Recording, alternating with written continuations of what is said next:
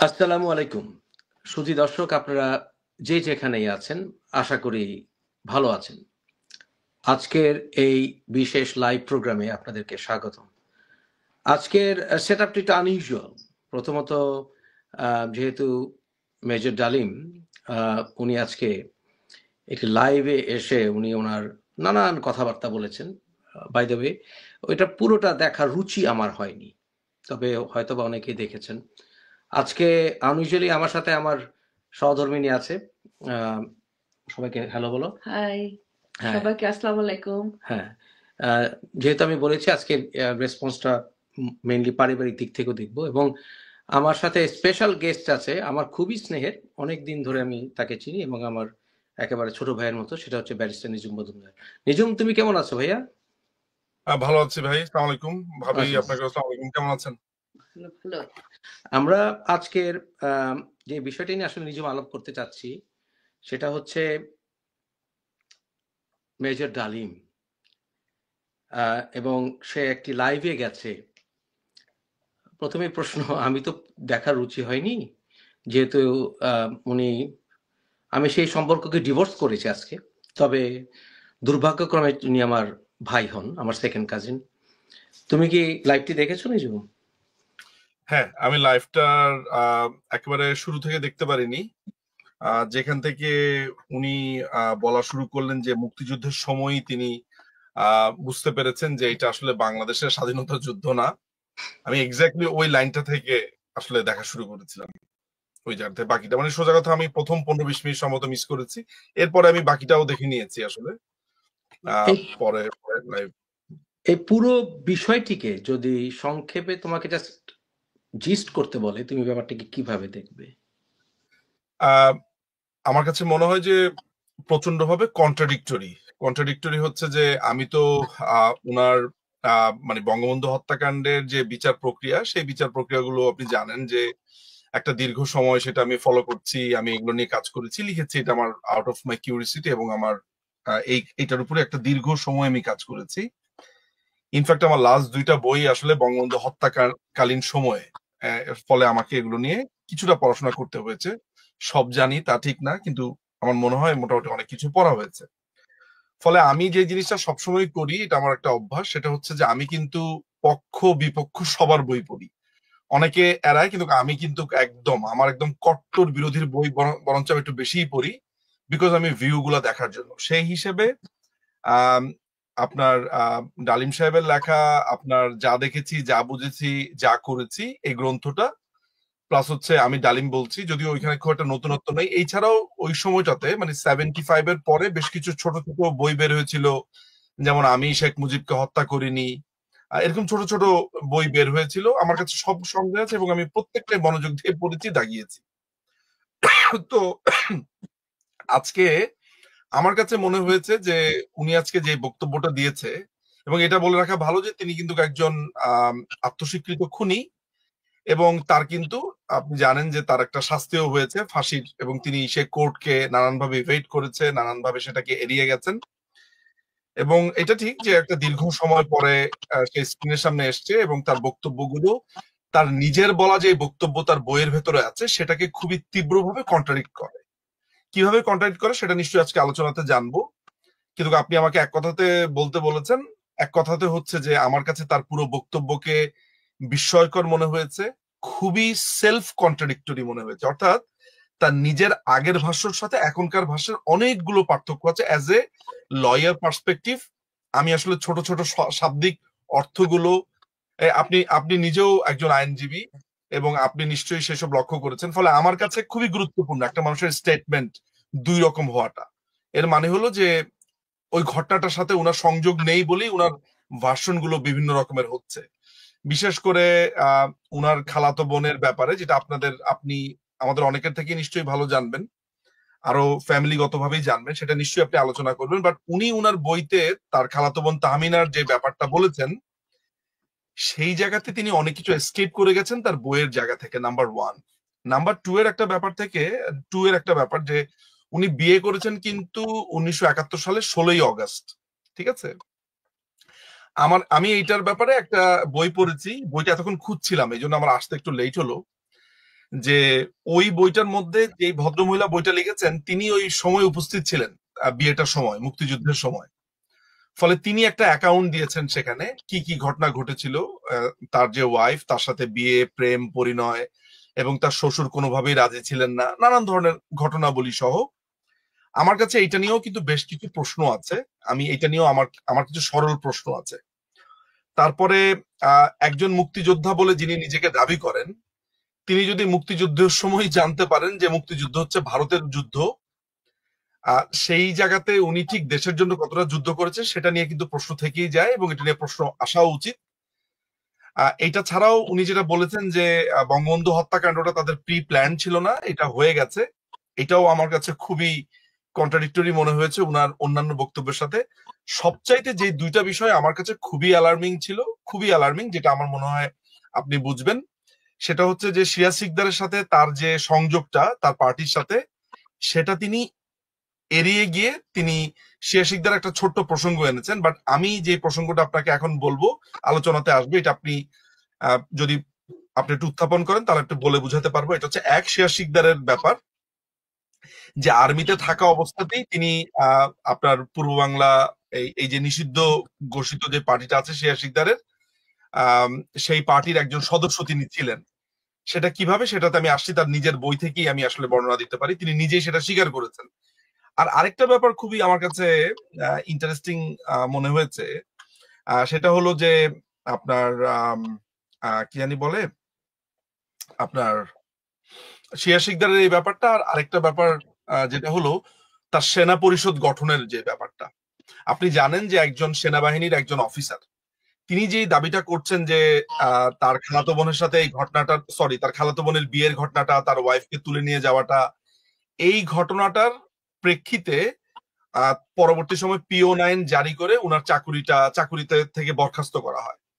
কিন্তু এই একই আলোচনার ভিতরে উনি বলে বসেছেন যে উনি সেনাবাহিনীতে অফিসার থাকা অবস্থাতেই সেনা পরিষদ গঠন করেছেন এই সরকারকে উৎখাত করবার জন্য। এখন মজার ব্যাপার হচ্ছে যে একজন সেনাবাহিনীর একজন অফিসার সার্ভিং অবস্থাতে তার নিজের সরকারকেই যদি উৎখাত করার জন্য একটা পরিষদ গঠন করে, এবং আমরা যেহেতু জিয়াউর রহমান বেঁচে নেই, ফলে আমি পাল্টা কোশ্চেন যে কাউকে করব সেটাও তো আমার সম্ভব না, কিন্তু তিনি সেখানে অনেককে জড়িয়েছেন, আপনি নিশ্চয়ই সেটা দেখেছেন। ফলে ওই জায়গাতেও আমার বেশ কিছু প্রশ্ন আছে। উনি যেটা করেছেন যে সেনা পরিষদ যদি কেউ গঠন করে, সেনা মানে একটা গোপন দল গঠন করে অফিসার থাকা অবস্থাতে, এই একটা ছোট্ট কারণে কি যথেষ্ট না তাকে স্যাক করার জন্য নাকি? ফায়ারিং স্কোয়াড, মানে তাই না? মানে আমার তো মনে হয় সামান্য শৃঙ্খলা বিরোধী কাজই মোর দেন এনাফ। সেখানে তিনি নিজে, এই জন্য ব্যারিস্টার M আমিরুল ইসলাম একটা চমৎকার কথা বলেছিলেন, যেটা আমি সবসময় ব্যবহার করি। সেটা হলো যে খুনিরা মনে করেছিল যে ইন্ডেমনিটি অধ্যাদেশটা তাদের রক্ষা কবচ, কিন্তু 1996 সালের 15ই অগস্ট একটা কলাম লেখেন ব্যারিস্টার M আমিরুল ইসলাম। তিনি দাবি করেন যে ইন্ডেমনিটি অধ্যাদেশ ইটসেলফ ইজ এ জবানবন্দি অফ খুনিজ অর কিলার্স। আমিও কিন্তু তাই মনে করি। ফলে যে ড্যামেজ কন্ট্রোলের জন্য নিজের ভাবমূর্তিটাকে মানে সঠিক করবার জন্য এই যে ক্যামেরার সামনে আসা, এমন কিছু তথ্য তিনি দিয়ে দিয়েছেন যে তথ্য বিশ্লেষণ করলে যে কোনো আপনার নিউট্রাল একজন মানুষ প্রথম কোশ্চেনই করবে, আচ্ছা ভাই আপনি সেনাবাহিনীতে থাকা অবস্থাতে সেনা পরিষদ কেন গঠন করলেন? আর আপনি যে বলছেন যে আমার চাকরি চলে গেল, আপনার কি এইটা রিজন যথেষ্ট না আপনার চাকরি চলে যাওয়ার জন্য? সো এই বিষয়গুলো আসবে, আমি নিশ্চয়ই আলোচনার মধ্যে আসবে, আমি দীর্ঘায়িত করবো না শুরুর বক্তব্য। তবে আমি যে জিনিসটি আমি তুমি হয়তোবা দেখেছো অনেকখানি, আমি আগেই বলে নিচ্ছি, আমার আসলে রুচিতে কুলায়নি নিঝুম, আমি একেবারে হাত তুলে স্বীকার করছি, আমি নিতে পারিনি, আমি সরি টু সে। আমি কয়েক মিনিট দেখে, সুতরাং এই যে বিষয়গুলো যেগুলো ধরো চ্যালেঞ্জ করার বিষয়গুলো, তথ্যের বিষয়গুলো, আমি এটা পুরোটাই তোমার উপরে ছেড়ে দেবো। এবং কারণ হচ্ছে আমি যে যাই বললাম, আমি একেবারে স্বীকার করে নিচ্ছি আমার রুচিতে কুলায়নি নিঝুম। হ্যাঁ, তবে আরেকটি বিষয় হচ্ছে যে দেখো, আমি ফ্যামিলি সাইড একটু কথা বলি, যেহেতু আমি আজকে পারিবারিক বিষয়টা আমি আমার টাইটেলে এনেছি, আমি একটু ফ্যামিলি সাইড থেকে আমি বলিনি। প্রথমে হয়তোবা যারা অনেকেই জানেন যে উনি আমার সেকেন্ড কাজিন, বাট আমি বিষয়টা একটু ক্লিয়ার করি, সে আবার যারা হয়তোবা জানেন না। সংক্ষেপে বলতে গেলে মেজর ডালিমের নানি আর আমার দাদা, আপন ভাই বোন। আচ্ছা দ্যাট মিনস উনি আমার আব্বার আপন ফুফাতো বোনের ছেলে। এবং ওনার পুরো ফ্যামিলিটা, শুধু তাই নয়, ওনার পুরো ফ্যামিলিটা আমাদের খুব ক্লোজ, মেজর ডালিম বাদে। হুম, একসময় ডালিমও আমার আব্বার খুব স্নেহের ছিলেন। এবং আব্বা যেহেতু, মানে আমার আব্বাকে বলা হতো ব্রেইন অফ দ্য ফ্যামিলি, এবং সেইখানে আজিজুল চাচা, আইনুল চাচা মানে আমিনুল ইসলাম, তাছাড়া খুকি ফুপু, জাহান ফুপু, মানে এনারা সবাই, পুতুল ফুপু, এনারা সবাই আমাদের খুব ক্লোজ, খুবই ক্লোজ। ওনার সৎ বোন সঙ্গীতা। আমি তোমাকে বলতে পারি যে এতগুলো বছর কেটে গেছে, ওনার বোনরা মৌ আপা, কে আপা, এনারা কেউই আসলে ওনার এই জিনিসটাকে সমর্থন করেননি, as far as I know. এবং আমরা এতগুলো বছর, ওয়াজদুল চাচা ওনার আরেক মামা, আপন মামা, আমরা দিনের পর দিন, ঘন্টার পর ঘন্টা আমরা গল্প করেছি ফ্যামিলিতে। ওনাকে সবাই ধিক্কার জানিয়েছিলেন। গত কয়েক বছর আগে আমার সর্বশেষ ওনার ছোট ভাই স্বপন ভাইয়ের সাথে আমার কথা হয়েছিল স্কাইপে। উনি ওনাকে আমি জিজ্ঞেস করতে চেয়েছিলাম ডিটেলস, বাট উনি সেই সময় জাস্ট কুশল বিনিময় হয়েছিল। তবে যেটা আমি বলতে পারি যে আমার পরিবার থেকে, বিশেষ করে আব্বাকে এক সময় খুব ঘনিষ্ঠ মামা হিসাবে উনি দেখতেন, কিন্তু আব্বা আমাকে কয়েকটি কথা বলে গিয়েছিলেন। এই কথাগুলোর ভিতরে একটি হলো, বঙ্গবন্ধু কি স্বাধীনতা পরে রাইট করেছেন কি রং করেছেন, তার চাইতে বড় বিষয় হচ্ছে যে জাতির পিতার বুকে গুলি চালানো যায় না। আর এছাড়াও যে দেখো, যেই বিষয়গুলো মেনে নিতে পারি না সাধারণ নাগরিক হিসেবে, পরিবার হিসেবে, এবং আমি চ্যালেঞ্জ করে বলতে পারি, আমি খুব অবাক হব, ওনার খালারা বা চাচারা, মামারা কেউ জীবিত নেই, একজন শুধু ফুতুল ফুপু জীবিত আছেন, খুকি ফুপু জীবিত আছেন। সেটা হচ্ছে, দেখো, আমি রাজনীতির কারণে ধরেও যদি নেই, মানে তর্কের খাতে, আলোচনার খাতে ধরে নিলাম যে বঙ্গবন্ধুকে হত্যা করেছে, কামালকে হত্যা করেছেন, জামালকে হত্যা করেছেন, ওয়াইফরা কি দোষ করেছিল? কেন বেগম জিয়াকে হত্যা, বেগম মুজিবকে হত্যা করা হলো? কেন শিশু রাসেলকে হত্যা করা হলো? যেই শিশু রাসেল বলছিলেন যে আমি মার কাছে যেতে চাই। কেন সানিয়াবাতের পরিবারের মেয়েদেরকে হত্যা করা হলো? কেন শেখ জামালের ওয়াইফদেরকে হত্যা করা হলো? এগুলো ক্যাজুয়ালিটি, এগুলো বলে পার পাওয়া যায় না। আমরা দুজনেই আইনের ছাত্র, মানে এক্স্যাক্টলি কনস্ট্রাকটিভ লায়াবিলিটি। এবং তারা এগুলো জেনে শুনে করেছে, তারা জেনে শুনে প্রতিটা অ্যাকশনে বোঝা গেছে যে তারা নিশ্চিহ্ন করে দিতে চেয়েছে, এবং তাদের যে ঘৃণা এটা প্রকাশ পেয়েছে।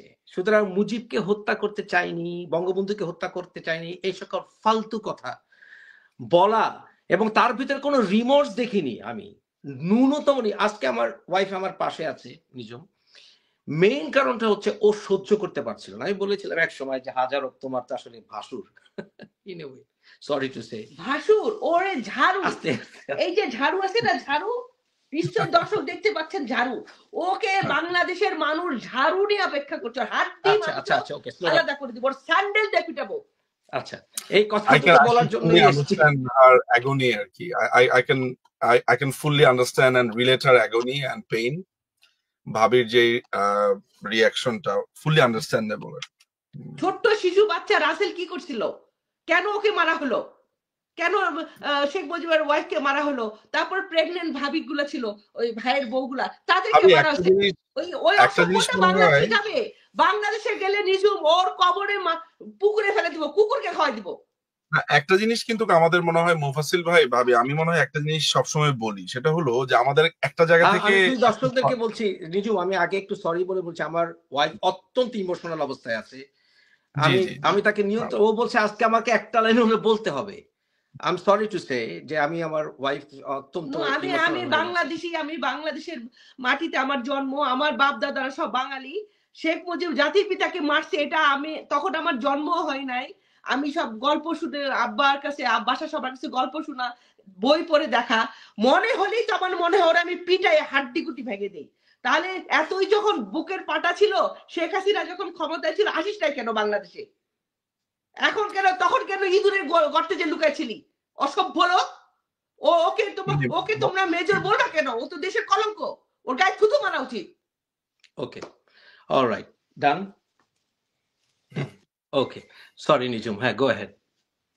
আমার কাছে যে জিনিসটা আমরা প্রায়, যেমন ধর আমরা এটা হয়তো বা এটা আলোচনার প্রেক্ষিতে বা যুক্তির খাতিরে আমরা প্রায় এই জিনিসটা বলি, সেটা হচ্ছে যে ঠিক আছে বঙ্গবন্ধুকে মারা হলো, তাহলে তার বাচ্চারা কেন, তার বাড়ির তার সন্তানদের স্ত্রীরা কেন, বা বেগম মুজিবকে কেন, বঙ্গমাতাকে কেন, বা সেন নিয়ামতের ফ্যামিলিকে কেন, আমরা এই জিনিসটাতে আসি। এই জিনিসটা যখন আমরা বলি, আমরা ট্যাসিটলি বা মৌনভাবে আমরা একটা কথা বলি, আচ্ছা ঠিক আছে বঙ্গবন্ধু হয়তোবা মারা যেতে পারে পলিটিক্যালি। এই যে এই জায়গাতেও আমি সবসময় মনে করি যে না, মারা আমাদের যেতে পারে না, শান্তি হওয়া উচিত। মারা যেতে পারে হ্যাঁ, না। মানে আমরা আমরা আমরা অনেকেই কিন্তু এই আলাপটা করে যে আচ্ছা ঠিক আছে বঙ্গবন্ধুর কথা বুঝলাম, তাহলে শেখ রাসেল কি দোষ করেছে? আমি কিন্তু ওই বঙ্গবন্ধুর জায়গা থেকে আমি শেখ রাসেল বাকি ফ্যামিলি মেম্বার অনেক পরে আসবো। বঙ্গবন্ধু, যদি বঙ্গবন্ধুর কোনো ধরনের অন্যায় তারা মনে করে, যদি বঙ্গবন্ধুকে কোনো সমালোচনা করে বা বঙ্গবন্ধুকে মনে করে যে তিনি দেশ চালাতে পারছেন না, বা সেটার কারণে কেউ সিদ্ধান্ত নেবে তাকে মেরে ফেলতে হবে, এবং সেইটা আমি তর্কের খাতিরে ধরে নিব, আচ্ছা ঠিক আছে এইটা বুঝলাম, তাহলে ওইটা কেন, আমি ওই প্রশ্নটাই করতে রাজি না ফার্স্ট অফ অল। কারণ আমার যেই আন্ডারস্ট্যান্ডিং এর আমার যেই জায়গাটা, সেটা হলো যে আমার মানে এটা তো এখন আজকে প্রায় বঙ্গবন্ধু হত্যাকাণ্ডের প্রায় মানে 75-এ যদি হয়, এটা হলো প্রায় 49 বছর হয়ে গেছে। এই 49 বছরে এই জিনিসগুলো খুবই ক্লিয়ার যে বঙ্গবন্ধু হত্যাকাণ্ডের প্ল্যান, উনারা যে রিজন গুলো বলে সেটা হলো যে বাকশালের কথা বলে, রক্ষী বাহিনীর কথা বলে, সেটা তারও আগে। যেমন আজকের আজকের লাইভেই বলছে যে মুক্তিযুদ্ধের সময় থেকেই তারা ভাবছে যে দেশ ইন্ডিয়ার আন্ডারে চলে গেছে। 1973 13ই জানুয়ারি সাপ্তাহিক পূর্ণিমার একটি সাক্ষাৎকারে বঙ্গবন্ধুর আরেক খুনি রশিদ, সে সাক্ষাৎকারে বলে, তাকে জিজ্ঞেস করা হয় যে আপনারা বঙ্গবন্ধু হত্যাকাণ্ডের প্ল্যানটা কবে করেছিলেন? তখন আপনার রশিদ উত্তর দেয় 1973 সালে, কিন্তু আরেকটি গ্রুপ তার আগে কাজ করছিল। আমি যদি এই সাক্ষাৎকারটা আমার কাছে আছে, এবং আমার পরপর দুটো বইয়ের ভেতরে আমি এটা রেফারেন্স সহ দিয়েছি, 13ই জানুয়ারি সাপ্তাহিক পূর্ণিমা, এই মানে এইটা হচ্ছে রেফারেন্স। তো সেই সাক্ষাৎকারটা যদি আমি একটা ধ্রুব হিসেবে ধরে নেই, তাহলে বাকশালটা তো বা বাকশালের প্রশ্নটা তো এসেছিল অনেক পরে। তাহলে বঙ্গবন্ধু দেশে ফিরলেন হচ্ছে 72-এর 11ই জানুয়ারি। আপনি আমি এখন ধরে নেই 1973 সালে উনি পরিকল্পনা করেছিল রশিদরা, আমি যদি ধরে নেই যে ডিসেম্বর মাসে পরিকল্পনা করেছিল, তাহলে আরেকটা গ্রুপ কবে পরিকল্পনা করেছিল? আমি যদি 6 মাস আগে সেটাকে ধরে নেই, তাহলে ধরে নিচ্ছি যে আপনার 73 সালের জুন মাসে। তাহলে আপনি একটি ইলেক্টেড গভর্নমেন্টকে 1972 এক বছরও ঠিক না, 11 মাস, আর ওইদিকে হচ্ছে 5 মাস, 11 12 13 14 15 16, আপনি একটি ইলেক্টেড গভর্নমেন্টকে 16 মাস সময় দিতে রাজি না, যার মধ্যে বাংলাদেশে প্রায় 4টা-5টা জলোচ্ছ্বাস হলো, যুদ্ধ বিধ্বস্ত একটা দেশ। তাহলে সমস্ত যুক্তি তো ভেসে যাচ্ছে যে আমরা বাকশালের কারণে করেছি, আমরা ইন্ডিয়ার প্রভাবের কারণে করেছি। মুফাসিল ভাই, ইন্ডিয়া তো মনে হয় আপনার 26শে মার্চের আগেই চলে গেল, প্রথম স্বাধীনতা দিবস আগেই চলে গেল, তাই না? আমার এক্সাক্ট ডেটটা মাথায় নাই, but sometimes in March, right? তাহলে 20 তারিখের ভিতরে চলে গেছে তারা। হ্যাঁ, মানে বিফোর দা আপনার ইন্ডিপেন্ডেন্স ডে, এটার আগে 26শে মার্চের আগে চলে গেছে। হ্যাঁ, ভারতের হেজিমনি, এই যে ভারতের, দেখেন ভারতের সাথে আমাদের নানান রকমের প্রশ্ন আছে। পার্শ্ববর্তী দেশ, তাদের সাথে আমাদের হিস্সা আছে, আমাদের কাছে নদীর পানি বন্টনের ব্যাপার আছে, আমাদের সাথে তাদের ল্যান্ডের ব্যাপারগুলো ছিল, সলভ হয়েছে।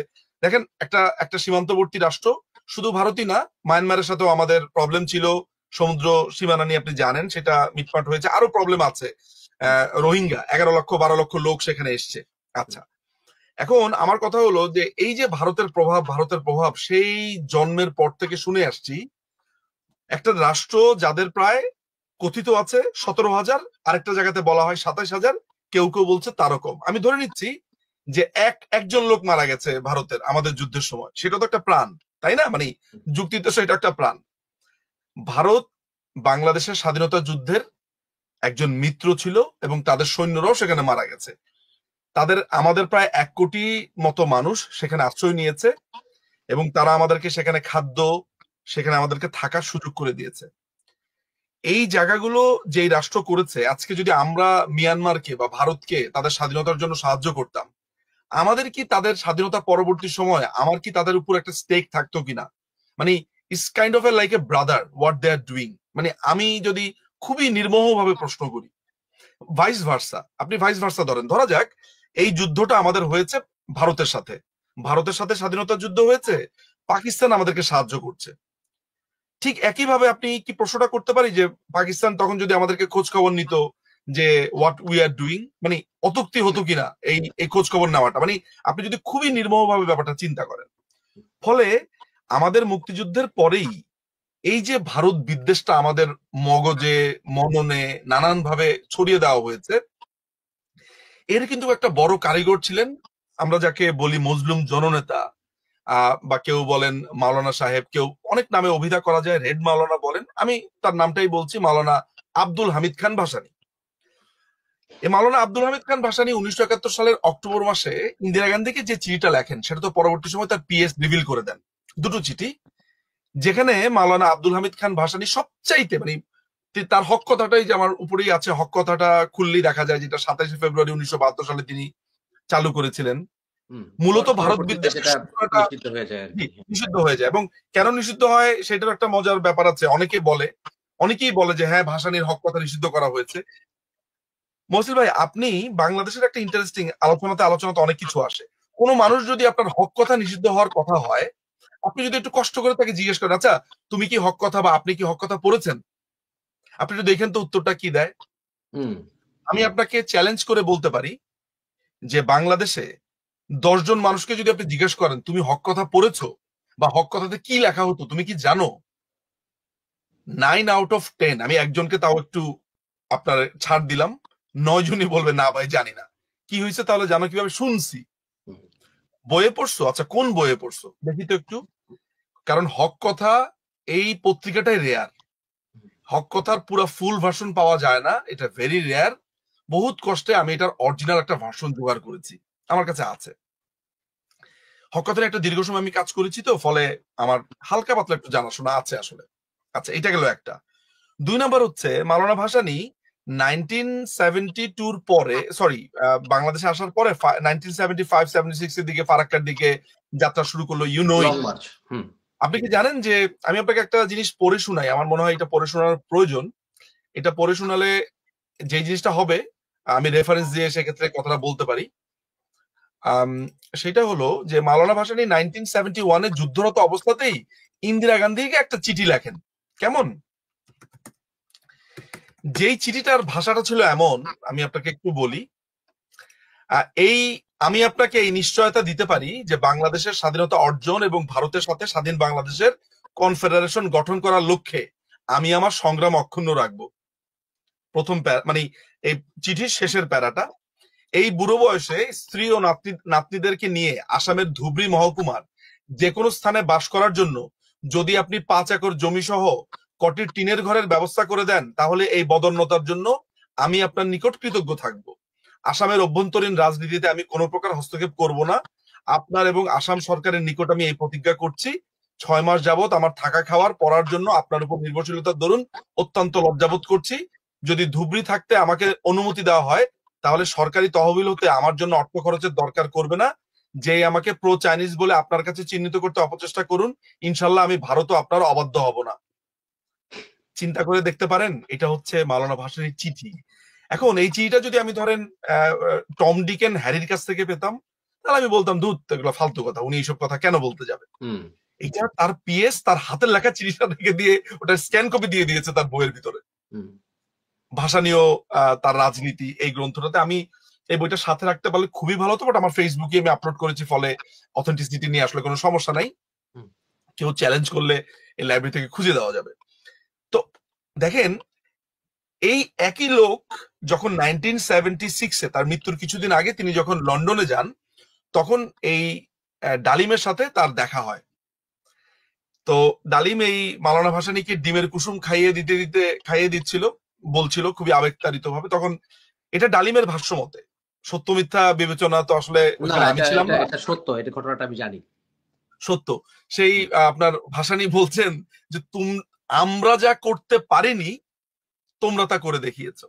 এটা বঙ্গবন্ধুর হত্যাকাণ্ডের পরে ভাসানী তো সাথে সাথে কি বলেছেন এটা সবাই ভাসানীর সাথে সাথে হ্যাঁ এটা দিয়েছে, সে পত্রিকাটা তো এই মুহূর্তে আমার সামনে আছে আসলে। হ্যাঁ। তো আপনাকে যেই কথাটা আমি বলার জন্য একটা লম্বা আলোচনা আমি করলাম, সেটা হলো যে এই যে বারবার উনার আজকে লাইভের ভিতরে বলছে যে ভারতের কথা, ভারতের কথা, ভারতের হেজিমনির কথা।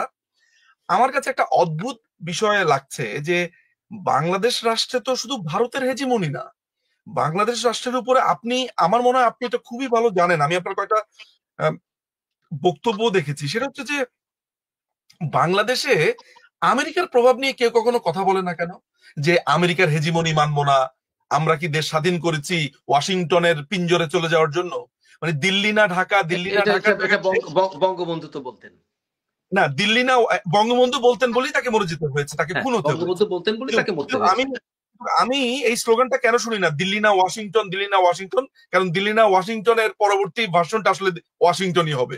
মানে আমরা যেরকম বলি দিল্লি না ঢাকা, বলছে এখন ঢাকা ঢাকা, ওয়াশিংটন ওয়াশিংটন, মানে সবাই ওয়াশিংটন যেতে চায়। ওয়াশিংটন, হ্যাঁ। যেহেতু ওয়াশিংটনে অনেক স্বপ্ন আছে, ওয়াশিংটন একটা চমৎকার জায়গা, জানে যে উত্তরটা ওয়াশিংটনই হবে, ফলে দিল্লি না ওয়াশিংটনটা বলা হয় না। সুতরাং আমাদের না ভয়ঙ্কর রকমের দ্বিচারিতা আছে। ডালিম সাহেবের আজকের বক্তব্যের মধ্যে যে কথাটা আমি আপনাকে হাইলাইট করেছি সেটা হলো, প্রথমত তিনি একজন কনভিক্টেড খুনি এবং ক্রিমিনাল। এবং তিনি তাকে প্ল্যাটফর্ম দেওয়া হয়েছে। আপনি জানেন যে ইলিয়াস সম্ভবত জাতিগতভাবে বিহারি, অনেকে বলে, I am not quite sure about this. এবং মেজর ডালিম বাংলাদেশে আসলে তার কি হবে আইনত, সেটা বাংলাদেশ সরকার অ্যাভয়েড করতে পারবে না। এবং এটা তো একটা ভয়ঙ্কর ব্যাপার হয়ে যাবে। ইনফ্যাক্ট আমার ধারণা সাধারণ মানুষই তাকে খুন করে ফেলবে। এটার জন্য আসলে কেউ আর কোনো আমি ব্যক্তিগতভাবে সবাই রেডি আছি, আমরা সবাই আমি ব্যক্তিগতভাবে যে আমি যদি ধরেন, মানে আমি আপনাকে একটা গ্যারান্টি দিতে পারি যে আমি যদি জানতে পারি যে কায়দা মতো তাকে আমি পাই, এবং আমি যদি জানি যে এই জায়গাতে সে আছে, আমি তাকে মানে আমি দরকার হলে তাকে মারার চেষ্টা করবো। মানে আমার ভিতরে এই আগুনটা আমাদেরকে পাশে পাবে। থ্যাংক ইউ ভাবি। আসলে এই আগুনটা আমার মধ্যে বা আমাদের অসংখ্য মানুষের মধ্যে আছে। আমার কাছে মনে হয় যে দেখেন এই একটা জায়গাতে দেখেন বিএনপি আমলে তুমি কি ব্যাপারটা বুঝতে পারছো? He is my close relative এবং আমি তাকে হত্যা করতে রেডি আছি। আমি 17 বছর ভিডিও করে আমি কোনোদিন বলিনি যে আমি কাউকে হত্যা করতে চাই, বাট আমি তাকে হত্যা করতে পারলে এবং এর রেজাল্ট যা হবে আই ডোন্ট কেয়ার। না, বঙ্গবন্ধুর ব্যাপারে আপনার পজিশন ক্লিয়ার। আপনার সাথে রাজনৈতিক মতপার্থক্য থাকতে পারে, কিন্তু বঙ্গবন্ধুর ব্যাপারে আপনার পজিশন খুবই ক্লিয়ার। এটা আপনি বারবার বলেছেন এবং সেটা অকপটে আপনি করেছেন, আমরা সবাই সেটা জানি। দেখেন 1995-এ আপনার 13ই জুন আমাদের যে একটা নিউজ ছিল, সংবাদ পত্রিকাতে একটা নিউজ ছাপা হয়, যেই নিউজটা খুবই ইন্টারেস্টিং, সে সময় বিএনপির আমল ছিল। সেটা হলো এই যে দেশ চেঞ্জ করতে চাওয়া মেজর ডালিম, দেশকে পাল্টে দেওয়া ডালিম, বিপ্লব করা ডালিম, তিনি হাই কমিশনে চাকরি করতেন কেনিয়াতে। আমি একটু ইন্টারফেয়ার করি। জি, তুমি কি মনে করো না আজকে লাইভের মাধ্যমে স্ট্রেট ফরওয়ার্ড প্রমাণিত হয়েছে যে মেজর ডালিম সে without a shred of doubt Jamaat এবং পাকিস্তানের দালাল? একদম। এই প্রোগ্রামটা করাই হয়েছে। আপনি খালি দেখেন এই প্রোগ্রামটা কিন্তু, এবং তার ক্ষোভটা হয়েছে কি জানো? তার ক্ষোভটা হয়েছে না, তার একটা ক্ষোভ আছে, এই ক্ষোভটা অনেক বছর ধরে, সেটা হচ্ছে বিএনপি তার সাথে যেন বিট্রে করেছে, এই ক্ষোভটা কিন্তু তার আছে। দেখেন এইটাকে সে বিট্রে বলে, আলটিমেটলি ব্যাপারটা কি হয়েছে দেখেন, বিএনপি আমলে 1995-এ আজকে সে বলেছে যে তার ওয়াইফের চিকিৎসা হয়নি। আমার কাছে এই ব্যাপারটা খুব অ্যাবসার্ড মনে হয়েছে, কারণটা আমি আপনাকে একটু পরে বলছি, তাহলে আপনি বুঝবেন যে তার ওয়াইফকে ট্রিটমেন্ট দেওয়া হয়নি এই কথাটার ব্যাপারটা আমার কাছে খুবই অ্যাবসার্ড লেগেছে। সেটা প্রমাণ আমি দিচ্ছি। আমি আরেকটু ইন্টারফেয়ার করি, তারপরে তুমি বলে যাবে। দেখো, অনেকে বোধহয় জানে না উনি কিন্তু নিঃসন্তান। Alright. ওনার একটি পালিত মেয়ে আছে, সে অস্ট্রেলিয়াতে থাকে, যে কিনা জাতির পিতাকে হত্যা করে। সে নিজে কিন্তু পিতা ডাক শুনেনি, এবং যে কিনা দুজন নববিবাহিতা স্ত্রীকে হত্যা করে, যে প্রেগনেন্ট ছিল, সে তার স্ত্রীর মৃত্যু দেখবে, এবং তার স্ত্রীর কবর বাংলাদেশে হয়নি। There are some divine justice. Right. আমরা এই জন্য একটা there goes a maxim যে বলে যে আল্লাহর মায়ের দুনিয়ার বাইরে, এটা বলে। Okay, go ahead. Sorry to interfere. Go ahead. না, কোনো সমস্যা নেই। না, এটা তো খুবই প্রাসঙ্গিক কথা, খুবই প্রাসঙ্গিক কথা আসলে, শুধু প্রাসঙ্গিক না, এটা দর্শকদের জানা উচিত। সেটা আমি জানতাম না, এই তথ্যটা আসলে আমার জন্য নতুন। তো উনি কেনিয়ার হাই কমিশনের দায়িত্ব ছিলেন, হাই কমিশন ছিলেন। তো সেখানে বাংলাদেশ থেকে আপনি জানেন যে হাই কমিশনে যারা চাকরি করে তাদেরকে ডলারে পেমেন্ট করা হয়, টাকায় না।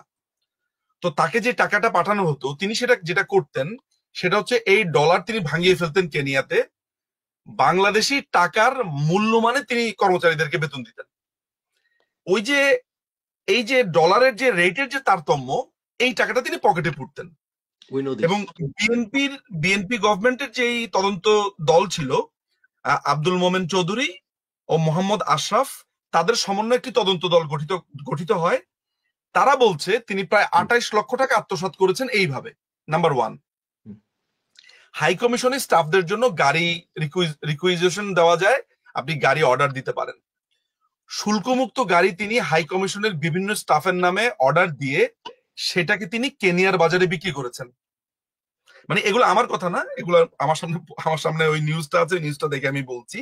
না, ওইখানে ওই সময় যারা সেই ইয়াতে চাকরি করতো, হাই কমিশন অফিস চাকরি করতো, কয়েকজনের সাথে আমার কথা হয়েছে নিজম, এবং তারা এটা স্বীকার করেছেন, তারা জানতেন। রাইট। এবং এখানে ইন্টারেস্টিং ব্যাপার, আপনার এই কথাটা এখানে একটা জিনিস আসছে, মেজর অবসরপ্রাপ্ত ডালিম তার পালক মেয়ে এবং ব্যক্তিগত কুকুরের যাবতীয় খরচ হাই কমিশন থেকে নিত। I think you know it, right? হ্যাঁ। সো আলটিমেটলি ঘটনা যেটা হচ্ছে, এটা হচ্ছে 13 জুন 1995 সালের সংবাদ। তখন কিন্তু বাংলাদেশ আওয়ামী লীগ ক্ষমতাতে নেই, মানে এরশাদের পরে বিএনপি ক্ষমতাতে। ফলে হিসাব মতে বিএনপির সাথে, মানে ওই হিসাবটা যদি আপনি ধরেন, ভালো রিলেশন থাকার কথা, বিএনপি তদন্ত করে তার দুর্নীতি বের করেছে। এখন যেসব তরুণ প্রজন্মের মানুষরা আজকে একজন হলেও আজকের এই লাইফটা দেখছেন, আমি তাদের কাছে খুবই বিনীতভাবে একটা প্রশ্ন করি, ভাই বোন যারা আছেন, যে ভাইয়েরা, যেই মানুষটা সামান্য ডলারের রেটের তারতম্যের টাকাটা লোভ সামলাতে পারেনি, যেই মানুষটা শুল্কমুক্ত গাড়িটা বেচে দিয়ে সেইটা টাকাটা নিজের পকেটে পুরেছে, ব্যাংক থেকে তিনি লোন নিয়েছেন 20 লাখ টাকা, একটি বেসরকারি ব্যাংক থেকে, সেটা হাই কমিশনের জিম্মাতে, এবং সেই টাকাটা তিনি পরিশোধ করেন নাই। সেই মানুষটা যখন বলেন তারা দেশ চেঞ্জ করতে চেয়েছেন, ভারতের পেটে বাংলাদেশ চলে গেছে, ভারত খারাপ, আমরা তো, মানে আমাদের কাছে একটা জিনিস কি রিজেম্বল আপনার হয় যে 5ই অগাস্টের আগে আপনার এই যেই জঙ্গিরা বা এই হাসনাত সার্জিসরা কত বড় বড় কথাবার্তা বলেছে, আজকে তাদের ঘটনা যখন আপনি দেখেন তখন তো আপনি বুঝতে পারেন যে এদের ভেতরে এগুলা ছিল। আজকে আমি সার্জিসকে দেখলাম, মাসুদ সাইদিকে সে জড়িয়ে ধরে বলছে যে ভাই আমি আপনার কাছে ক্ষমা চাই, এই কারণে ক্ষমা চাই যে আমরা যদি এর আগে ঘটনাটা ঘটিয়ে ফেলতাম তাহলে আপনার বাবা আর মারা যেত না। আমি এই মাত্র ভিডিওটা ডাউনলোড করলাম, অনলাইনে পেলাম, ডাউনলোড করলাম, দেখি। কিন্তু একটা জিনিস তো তুমি জানো কিনা, সেটা হচ্ছে কেনিয়ার কিন্তু সিমিলটেনিয়াসলি সে হংকং এর দায়িত্বে ছিল, এটা কি জানো? রাইট, হংকং এর দায়িত্ব ছিল। এখন আপনি আমাকে কিন্তু তার অনেক কেলেঙ্কারি আছে। আচ্ছা, এইটা জানি না, এটা আপনি আমাদেরকে একটু জানা দরকার। হংকং এ ইফ ইউ ইনভেস্টিগেট, হংকং এ কিন্তু যথেষ্ট কেলেঙ্কারি আছে। আচ্ছা, এই ব্যাপারে আপনি একটু আমাদেরকে বলেন।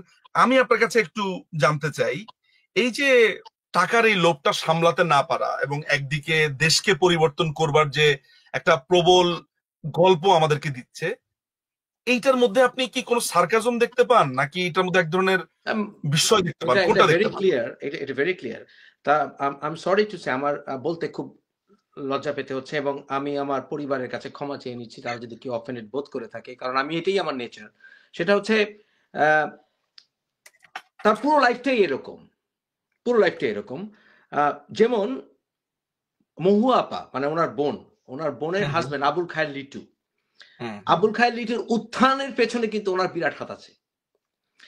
যে ওনার যে বিশাল বড় লোক হয়ে ওঠা, এটার পেছনে কিন্তু মেজর ডালিমের যথেষ্ট হাত আছে, যথেষ্ট ইনফ্লুয়েন্স আছে। কিরকম?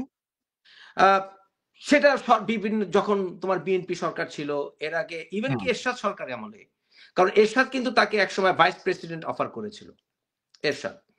এবং সেটা আমার আব্বাকে ডালিম নিজেই বলেছিলেন যে মামা আমাকে অফার করা হচ্ছে। আব্বা তখন বলেছিলেন যে এমনিতে তো তুমি একটা জীবনে একটা জঘন্য কাজ করেছো, কিন্তু অন্তত এরশাদের মতো বদমাশের সাথে যেও না, এই কাজটা তুমি করো না। সুতরাং সে কিন্তু এরশাদ এর সময় যথেষ্ট সুযোগ নিয়েছে ফাইন্যান্সিয়াল, এবং তার বোনের হাজবেন্ডকে বুম করার জন্য, এবং বিএনপির আমলেও সে কিন্তু নিয়েছে। এটা কিন্তু আমি একেবারে অকপটে বলে দিলাম। এবং আরেকটি বিষয় হচ্ছে, আরেকটা গ্রুপের সাথে তার যোগাযোগ আছে, সেটা বোধহয় খোঁজ করলে পাওয়া যাবে, সেটা হচ্ছে র্যাঙ্কস এর সাথে কিন্তু তার যথেষ্ট ফাইন্যান্সিয়াল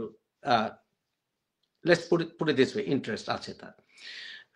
এবং এছাড়াও বাংলাদেশে গার্মেন্টস ব্যবসায় ইত্যাদি ক্ষেত্রে তার পারিবারিকভাবে যে বুমিং করা হয়েছে, বিশেষ করে তার ছোট ভাই স্বপন ভাইয়া, আপনাকে আমি চাইনি এই বিষয়ে আনতে, তো স্বপন ভাইয়ের 5 স্টার গার্মেন্টস ইত্যাদি সহ যে গুলবাগে যে ব্যবসা, সেখানে ফুলে ফেপে ওঠার ক্ষেত্রেও কিন্তু ওনার যথেষ্ট হাত আছে। এবং আরেকটি বিষয় যেটা, যে খালেদা জিয়ার প্রতি, তার প্রতি যেই খেদ দেখেছি আমরা, কিন্তু খালেদা জিয়া কিন্তু ওনার বাবা হক ফুপার মৃত্যুর দিন কিন্তু উনি এসেছিলেন ওনাকে ভিজিট করতে। কিন্তু কি সেই রহস্যজনক কারণ, যেই কারণে বিএনপি তার কাছ থেকে সরে গেল, সেটা না হয়। তবে আমার মনে হয় একটু ফাঁকে একটু অন্য প্রসঙ্গে যাচ্ছি নিজুম, সেটা হচ্ছে আমার মনে হয় সবচেয়ে ভুলটা হয়েছে কি জানো, ধরো আমি ধরে নিচ্ছি যে জিয়া রহমান ইনভলভ ছিল, আমি ধরে নিচ্ছি, আমি এটা আলোচনার খাতিরে বলছি, আমি বলছি না উনি ইনভলভ ছিল, বাট আলোচনার খাতিরে ধরে নিলাম যে তাহলে বেস্ট অপশন ছিল কি জানো, বেস্ট অপশন ছিল এভিডেন্স যতখানি সম্ভব, উইটনেস এভিডেন্স সরিয়ে দেওয়া। সবচেয়ে বড় ভুল হয়ে গেছিল বোধহয় তাকে ফাঁসিতে তাহেরের মতো ঝুলিয়ে না দেওয়া, আমার মনে এটা বোধহয় একটা ভুল ছিল। তাহলে সবচেয়ে বড় ভুলটা হয়েছে এই প্রশ্ন থাকতো না, কিছু থাকতো না, ডালিম এবং শহীদের সবাইকে ফাঁসিতে ঝুলিয়ে দেওয়াটাই বোধহয় জাতির জন্য সব দিক দিয়ে মঙ্গলজনক হতো। দেখেন, মানে আমার কাছে যে মানে আমি এই একটা জায়গাতে আমার কাছে যে বিষয় যে জায়গাটা কাজ করছে, সেটা হচ্ছে আমি এখানে একটা বই রেফার করতে পারি। সেটা হলো, এই বইটাকে আমার বঙ্গবন্ধু হত্যাকাণ্ডের ক্ষেত্রে খুবই অথেন্টিক একটা বই মনে হয়। বইটা একটা ছবি দেখাই, এটা হচ্ছে আপনার এখান থেকে উল্টা দেখা যাচ্ছে মনে হয়।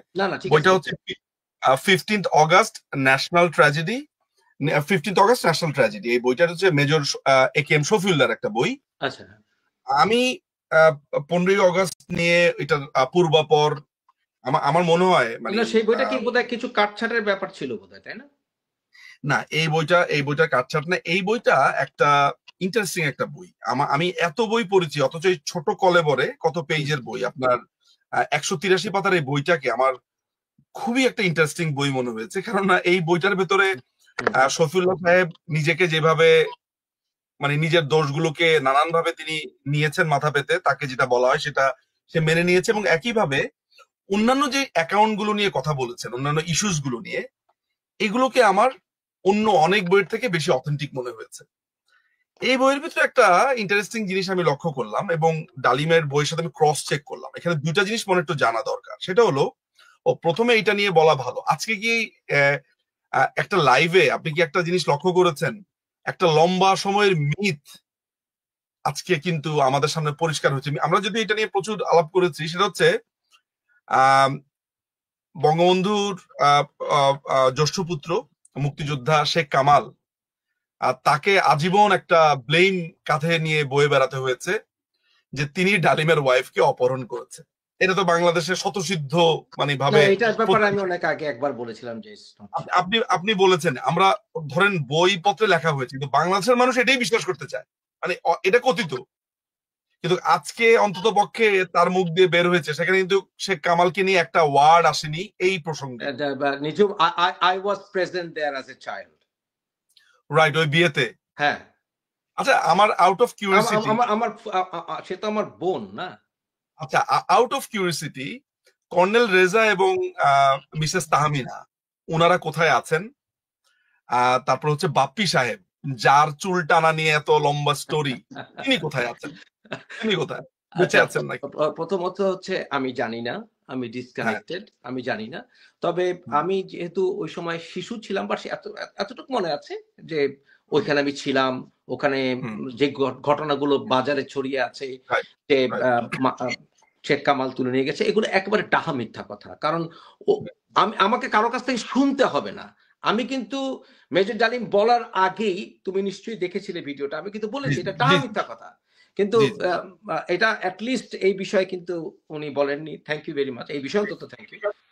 হ্যাঁ, মানে এই ব্যাপারটা অনেকের কাছে, মানে আমার কাছে একটু জানতে ইচ্ছা করে যে যারা এতদিন ধরে শেখ কামালকে নানান ভাবে গালিগালাজ করতো, যে তিনি মেজর ডালিমের ওয়াইফকে অপহরণ, এটা একেবারেই ভিত্তিহীন। আচ্ছা, এখন এই ঘটনাটা উনি উনার বইতে যেই বর্ণনা দিয়েছে, এই পুরো ঘটনাটা, সেইটার সাথে আজকের বর্ণনার কিছু মিল আছে এবং কিছু অমিল আছে, এবং কিছু জিনিস তিনি বলেন নাই। বঙ্গবন্ধুর বাড়িতে কিন্তু আমি উনার বইতে যেটা পড়েছি যে জামাত যেটা বলাতে চেয়েছিল সেটা বলাতে চাই, রাইট, এক্স্যাক্টলি। বঙ্গবন্ধুর বাড়িতে যে মিটমাটটা হলো, মিটমাট ঠিক না, একটা প্রতিশ্রুতি দেওয়া হয়েছে যে গাজী গোলাম মোস্তফার বিচার হবে। আপনি কিন্তু একটু মনোযোগ দিয়ে শুনবেন, আমার ভুল থাকলে আপনি ধরা দিবেন। তার বইয়ের ভিতরে, মানে তার বইটা হচ্ছে এইটা, এই যে যা দেখেছি, যা বুঝেছি, যা করেছি, এই বইটা। এই বইয়ের ভেতর থেকে কোট করে যেটা লেখা আছে সেটা হচ্ছে যে একটা পর্যায়ে কন্যা সম্প্রদান তো বলেছে, যা গাজী তুই ওই বাড়িতে যাবি, ওই মেয়ে উঠা দিবে, তুই এখানে থাকবি। তখন যে নিম্মি তিনি রাজি হন নাই, বলছে যে না, গাজীর যাওয়ার দরকার নাই, কেউই যাওয়ার দরকার নাই। তো বলছে যে আমি গাজীর বিচার করব, গাজীর প্রপার বিচার হবে, তোমরা এখন তো মোটামুটি ক্ষমা চাইছে গাজী। ক্ষমা চাওয়ার পরে গাজীর বিচার প্রক্রিয়া শুরু হবে, মানে ওই রাতের কথা, গাজীর বিচার প্রক্রিয়া শুরু হবে। এখন মনে করেন যে আমার সাথে আপনার একটা প্রবলেম হইলো, বা আমার সাথে না, আপনার এক ছোট ভাইয়ের সাথে আমার মারামারি হয়েছে। আমি ওই ছোট ভাইকে ধরেন তুলে নিয়ে গেছি পিস্তলের মুখে, কোনো না কোনো ভাবে আপনার কাছে জিনিসটা আসছে, আমিও আপনার ছোট ভাই, আবার সেও আপনার ছোট ভাই।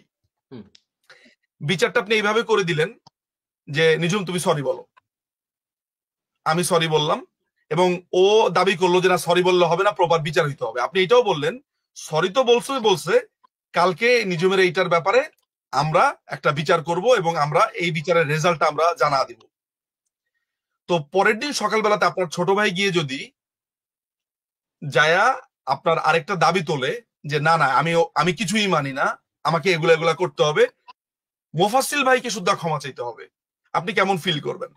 যেহেতু মোফাসিল ভাইয়ের ছোট ভাই, মানে আপনি ব্যাপারটা সিচুয়েশন বুঝছেন তো? আপনার রাইট।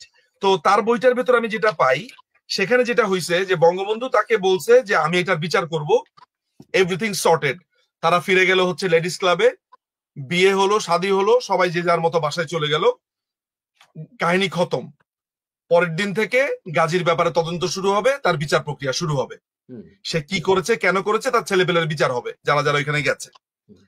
এরপরে উনি বললেন, উনার ভাষ্য অনুযায়ী, পরের দিন যখন আমি ক্যান্টনমেন্টে গেলাম, আমাকে তখন মেজর হাফিজ সবাই মিলে ঘিরে ধরলো, না না এভাবে তো হতে পারে না, মানে তারা উস্কাচ্ছে কিভাবে দেখেন, তাকে এইভাবে উস্কানো শুরু করলো যে আপনি এত সহজেই মেনে নিবেন, এটা হতে পারে না, এটা আপনি কোনোভাবে মানবেন না, এটা একটা বিচার চাই, এটা লিখিত ক্ষমা চাইতে হবে, এবং 3টা শর্ত দিল। একটা শর্ত হলো গিয়ে তার সংসদ সদস্য পদ বাতিল করতে হবে। 2 নাম্বার হলো, এখানে আছে, আমি এতক্ষণ বসে বসে এই পয়েন্ট গুলো দেখলাম আসলে, হ্যাঁ, সেখানে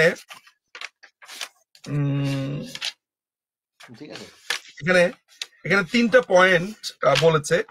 গাজীকে তার সংসদ পদ এবং অন্যান্য সমস্ত সরকারি পদ থেকে এই মুহূর্তে অব্যাহতি দিয়ে তাকে তার অবৈধ অস্ত্রধারীদের অবিলম্বে আর্মির হাতে সোপর্দ করতে হবে প্রধানমন্ত্রীকে, যাতে করে আইন অনুযায়ী তাদের সাজা হয়, নাম্বার 1।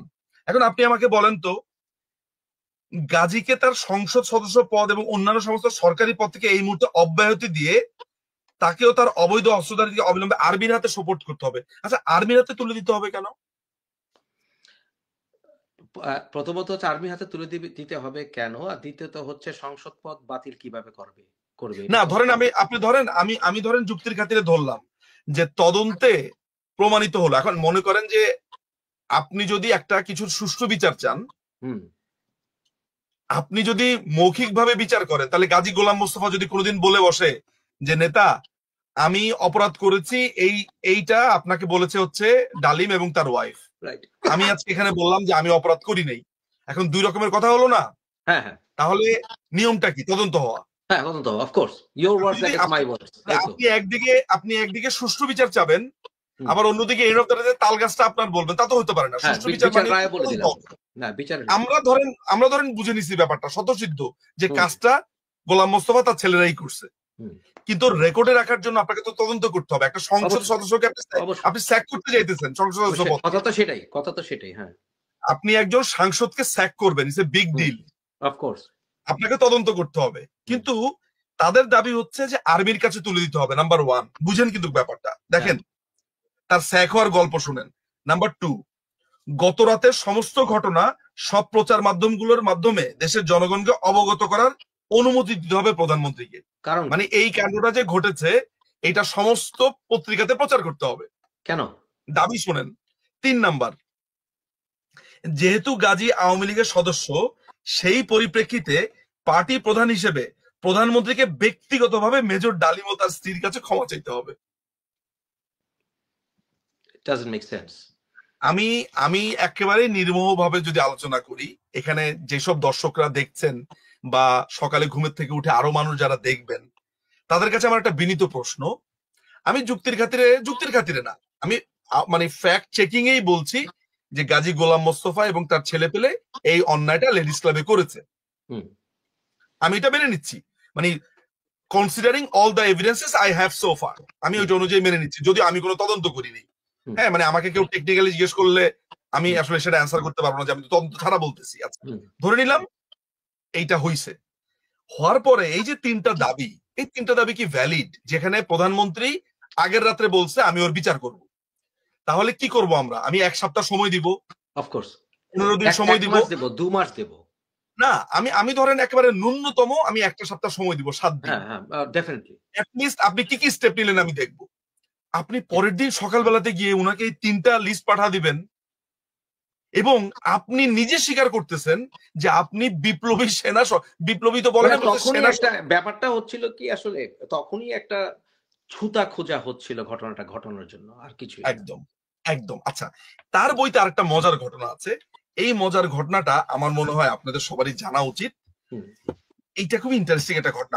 আমি অনুলিখন ভাবে বলি, 2টা বইয়ের সমন্বয়ে বলছি তো, ফলে বই খুলে না বলি। সেটা হলো, সেই সময় আপনারা জেনে থাকবেন যে সর্বহারা, পূর্ব বাংলা সর্বহারা পার্টি, তারা আজকে পুলিশ ফাঁড়ি আক্রমণ করছে, কালকে অমুককে মারছে। আপনি জানেন প্রায় 30 জন মানে সংসদ সদস্যকে মনে খুন করে ফেলেছে, প্রায় 20-25 জনকে।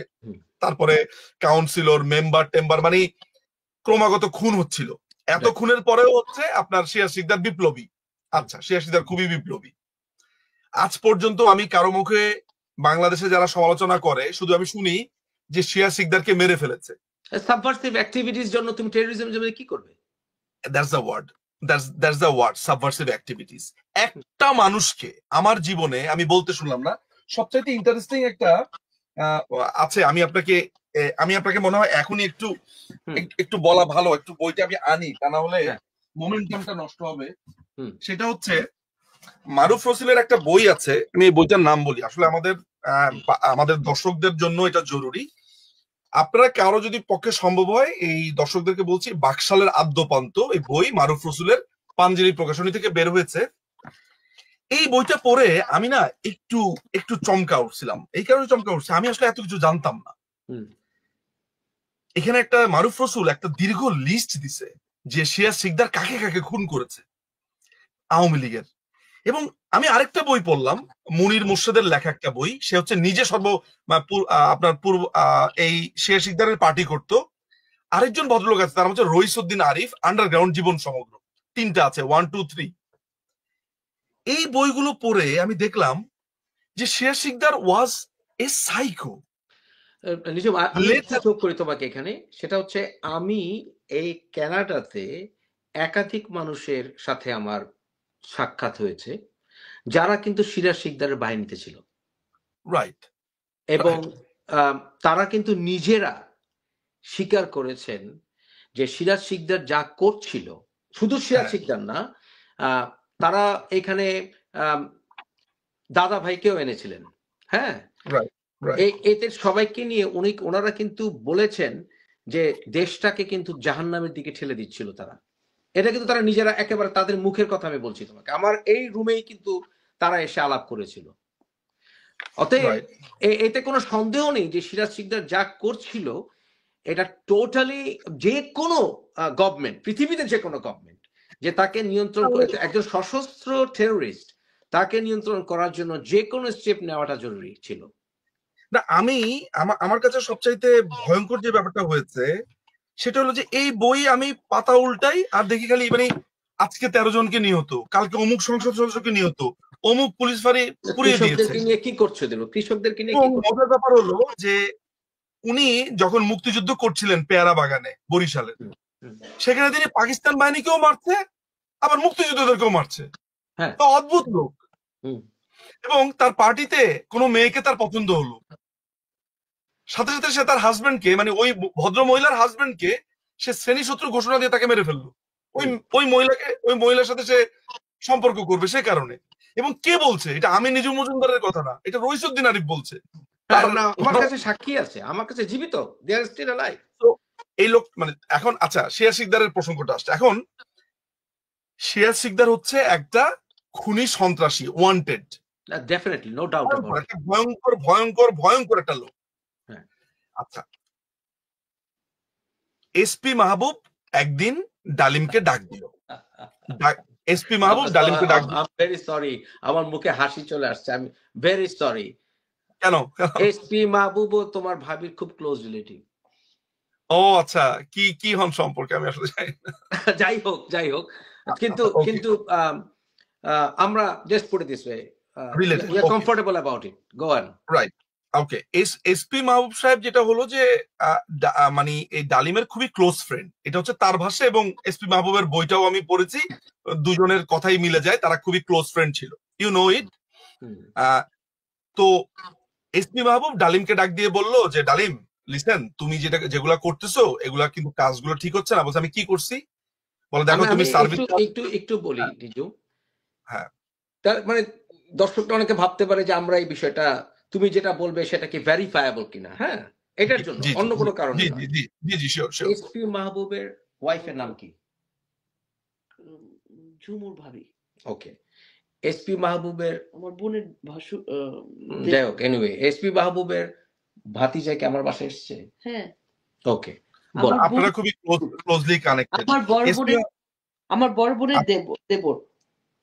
ও আচ্ছা আচ্ছা, তাহলে তো মানে আপনার একদম মানে বড় বোনের দেবর মানে হচ্ছে আপনার সম্পর্কে কি হয় তাহলে?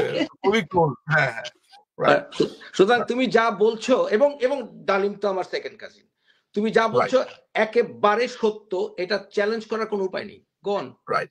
এসপি মাহবুব আপনার ডালিমকে ব্যক্তিগতভাবে ডাকলো, কারণ যেহেতু তারা বন্ধু, ডেকে বললো যে ডালিম দেখো, আমরা সিরাজ শিকদারের বেশ কিছু বড় বড় নেতাদেরকে ধরেছি, তাদের ডায়েরির মধ্যে তোমার নাম পাওয়া গেছে, এইটা লেখা আছে, এইটা কোট করছি সরাসরি ওর নিজের বই, যা দেখেছি এই বইটা আমি কোট করছি, এখানে আছে। আর এইটাকে সাপোর্ট করে হচ্ছে এই বইটা, দুইটা বই আর কি পড়তে হবে একসাথে। তো তখন ডালিম বলছে, ডালিমের বইতে ডালিম লিখছে যে মাহবুব যখন আমাকে এই কথাটা বললো আমি খানিকটা আটকে উঠলাম। আমি তখন তার কাছে অস্বীকার করেছি, কিন্তু আমি তখন মনে মনে আমি সিদ্ধান্ত নিয়ে নিলাম যে এই ঘটনাটা তো হাইকমান্ডকে জানাতে হবে। তার মানে what SP Mahbub was telling him, though he was not confessing, but that was true. সে তখন ওতপ্রোতভাবে জড়িত সর্বহারা পার্টির সাথে। এখন আপনি আমাকে একটা কথা বলেন ভাই, মানে ধরা যাক গভর্নমেন্ট এটা জানতো না, মানে পুট ইট দিস ওয়ে, যে গভর্নমেন্ট এটা জানতো না যে সে সেনা পরিষদ করেছে, সে সর্বহারা পার্টির সাথে যোগদান করেছে, কিন্তু দর্শকদেরকে তো সে জানাচ্ছে সে জড়িত ছিল। আমরা যদি দর্শকদের আদালতে একটা বিচার দেই যে প্রিয় দর্শক, বঙ্গবন্ধু জানতো না, বঙ্গবন্ধু সরকার জানতো না সে যে বঙ্গবন্ধুকে মারার জন্য 25 বছর মেয়াদী একটা প্ল্যান করেছিল, প্লাস সে সিরাজ শিকদারের পার্টি করতো। এখন দর্শকদের কাছে যদি আমি প্রশ্ন ছুড়ে দেই যে প্রিয় দর্শক, সেনাবাহিনীতে থাকা অবস্থাতে কোন মিলিটেন্ট গ্রুপের সাথে একজন সেনা অফিসার থাকতে পারে কিনা, নাম্বার 1। নাম্বার 2 হচ্ছে তিনি যার আন্ডারে চাকরি করেন, যিনি তার সর্বাধিনায়ক, অর্থাৎ প্রেসিডেন্ট তো তার সর্বাধিনায়ক, হ্যাঁ। প্রতিরক্ষা বাহিনীর প্রধান, তাকে মারার জন্য তিনি 25 বছরের প্ল্যান করেছে। এইটা আপনি কিভাবে নেন, বা এই ব্যাপারটাকে আপনি কিভাবে নেন? স্টিল বিপ্লবী কর্মকাণ্ড? আচ্ছা, আমি জানি না যে সাধারণ মানুষ কি উত্তর দিবে। তার মানে হচ্ছে যে ডালিম আজকে যেই বক্তব্যটা দিয়েছে লাইভে, তার যে শরীরের অন্ধকার বা তার জীবনের অন্ধকার, এই অন্ধকার সম্পর্কে তো আমরা কিছুই জানতে পারলাম না। শুধু আমরা একটা জিনিসই বুঝলাম অন্ধকার যে তুমি কি অন্ধকার বঙ্গবন্ধু সম্পর্কে হচ্ছে, কিছু জানতে চাও? অবশ্যই আমি জানতে চাই। আমি আচ্ছা, তার প্রথম একদম অন্ধকার একটু একটু না, এবং মাঝে মাঝে দু একটা অন্ধকার ঢুকিয়ে দিই। মোফাজ্জল ভাই তার ক্যারেক্টার সম্পর্কে জানতে চাই, কারণ আমি কি আমি দু এনাফ ইজ একটা এনাফ, অন্ধকার ঢুকিয়ে দিচ্ছি, দু একটা অন্ধকার এনাফ ইজ এনাফ। আপনি আজকে তরুণদের উদ্দেশ্যে, আপনি আজকে যেমন তারা এটা দেখিয়েছে, আপনি তার, যেহেতু আমাদের আর কোনো সোর্স নাই এখন, আপনি সোর্স ফ্যামিলি মেম্বার হিসেবে আজকে আপনি এই তরুণদেরকে বলেন। আমি দু একটু আমি একটা কথা বলি, প্লিজ তাকে মেজর ডালিম বলবা না, তাহলে আমাদের আর্মিদের বদনাম হবে। ওর আচ্ছা, মতো বাজে লোকের নাম। আচ্ছা আচ্ছা ঠিক আছে, আমি বলি। প্রথম কথা হচ্ছে, মেজর ডালিম যে কিনা আজকে ইসলামিক মৌলবাদীদের বড় বন্ধুতে পরিণত হয়েছে, জামাতের বড় বন্ধু শুভাকাঙ্ক্ষীতে পরিণত হয়েছে, সেই মেজর ডালিম নিম্মি ভাবি, বা নিম্মি ভাবিকে শ্রদ্ধা দিয়ে বলবো, কারণ নিম্মি ভাবি তো আর এখানে নির্ভর না, ওনারা যে রেগুলার মদ্যপ ছিলেন যখন কিনা বঙ্গবন্ধুকে হত্যা করেছিলেন, এটা কি আপনারা জানেন? আমার কাছে এমন ছবি আছে যেখানে ওনারা বিয়ার হাতে নিয়ে মাতলামি করছেন। এবং নিম্মি ভাবি, যদি মেজর ডালিম অস্বীকার করতে পারেন, আমি ছবিটি প্রকাশ করে দেব। কিন্তু ভাই কথায় কথায় তো মাশাআল্লাহ, ইনশাআল্লাহ, আল্লাহর রহমতে উনি ছাড়া যে কোনো কথাই বলেন না। রিসেন্টলি এই বুড়ো বয়সে বদমাশি করেছেন, এবং উনি যে স্কাইপে ওই মহিলার সঙ্গে ছবি সহ প্রকাশিত হয়েছেন, আমি অচিরেই সেটাও প্রকাশ করে দেব। সুতরাং যে কিনা এই লেভেলের বদমাশ, যদি উনি অস্বীকার করেন, উনি একটা কাজ করুক, যে কোনো জামাতি, উনি তো এখন জামাতিদের খুব বড় বন্ধু, এবং এই সমন্বয়কারীরা বোধহয় তার কাছে তাকে হিরো মনে করে, তারা জাস্ট সিম্পলি এসে বলবে মেজর ডালিম যে আমি কোন মেয়ের সাথে ফষ্টি নষ্টিতে জড়িত নই, ছিলাম না গত কয়েক বছর, এবং আমি ইয়াং বয়সে মদ্যপ থাকতাম না, আমার স্ত্রীও মদ খেত না, তাল তাল তাল টক্কর থাকতো না, বলুক, আমি প্রমাণ করে দেব। এটাই হচ্ছে তাদের আলেমদের রূপ। হঠাৎ করে ভোল পাল্টে উনি একেবারে এখন জামাতিদের উপর নির্ভর করে উনি এখন বাংলাদেশে হিরো হতে চাইছেন। একটু দিলাম নিজম। না, থ্যাংক ইউ সো মাচ। এটা তো খুবই শকিং, এবং আমার ধারণা একটা ব্যাপার কি যে আমি আসলে এই প্রজন্মের যারা যারা আছে তাদেরকেও দোষ দেই না, আবার একদিকে আমি প্যারেন্টসদের দিকে। তুমি ঠিক আছো? না, আমি ঠিক নাই তো। এটা নিজম ঠিক থাকা যায় না না না, এটা ডিস্টার্বিং, খুবই ডিস্টার্বিং, কারণ আমার কাছে যার বিবেক আছে, যার একটু ভালো বুঝার ক্ষমতা, সেই মানুষ কখনো ঠিক থাকতে পারে না। এবং আরেকটা জিনিস ভাবি, একটা মজার ব্যাপার হলো, মানে আজকে কিন্তু অনেকক্ষণ কান্না করেছে। না, এটা তো আমি একটা জিনিস দর্শককে বলে নেই, নিজম তুমি জানো, আমার দেশের মানুষ ওর জন্য ঝাড়ু নিয়ে হলো তোমার মুরব্বী। মুরব্বী আপনি অপেক্ষা করেন, আপনার জন্য ঝাড়ু আছে। আচ্ছা আচ্ছা, নিজম একটা জিনিস দর্শককে নিশ্চয়ই আমার ক্লিয়ার করা দরকার, তুমি নিশ্চয়ই এটা জানো, সেটা হচ্ছে আমি কিন্তু আওয়ামী লীগ করি না, আমি আওয়ামী লীগের রাজনীতি করি না, আমার ওয়াইফ আওয়ামী লীগের একেবারে অন্ধ সাপোর্টার। এটা সত্যি। I don't care, আমি এটা কেয়ারও করি না, কে আমাকে কি বললো ওটা আমি, ইয়েস ওকে, দ্যাটস ফাইন। এবং সে সত্যি কথা বলতে গেলে কি একটু বিপদেই আছি আমি, সেটা হচ্ছে আমার বউ কিন্তু শেখ হাসিনার বিরাট ভক্ত, এটা কিন্তু আমাকে স্বীকার করতে হচ্ছে, যদিও সেই বিষয়ে আবার কিছু অত্যুক্তি আছে, কিন্তু আমরা একটা বিষয়, আমি যে কথাগুলো বলছি নিজম, এটা বলতে হলে কি আমাকে আওয়ামী লীগ করতে হবে? না, আমার আমার সত্য কথা বলতে, আমার জাতির উদ্দেশ্যে সত্য কথা বলতে, কিন্তু আমার সবচেয়ে বড় দুঃখ কি, নিঝুম তুমি এবং আমি, আমাদের রাজনৈতিক অবশ্যই মত পার্থক্য আছে, কিন্তু আমরা বাংলাদেশে আজকে ওই লাইভে 5 লক্ষ মানুষ ছিল, 6 লক্ষ মানুষ ছিল, সর্বোচ্চ 8 লক্ষ ছিল, এবং 8 লক্ষ মানুষ ছিল। আমার কথা হচ্ছে নিঝুম, এটা কিন্তু একটু বলা ভালো, 8 লক্ষ কিন্তু রাজাকার ছিল না।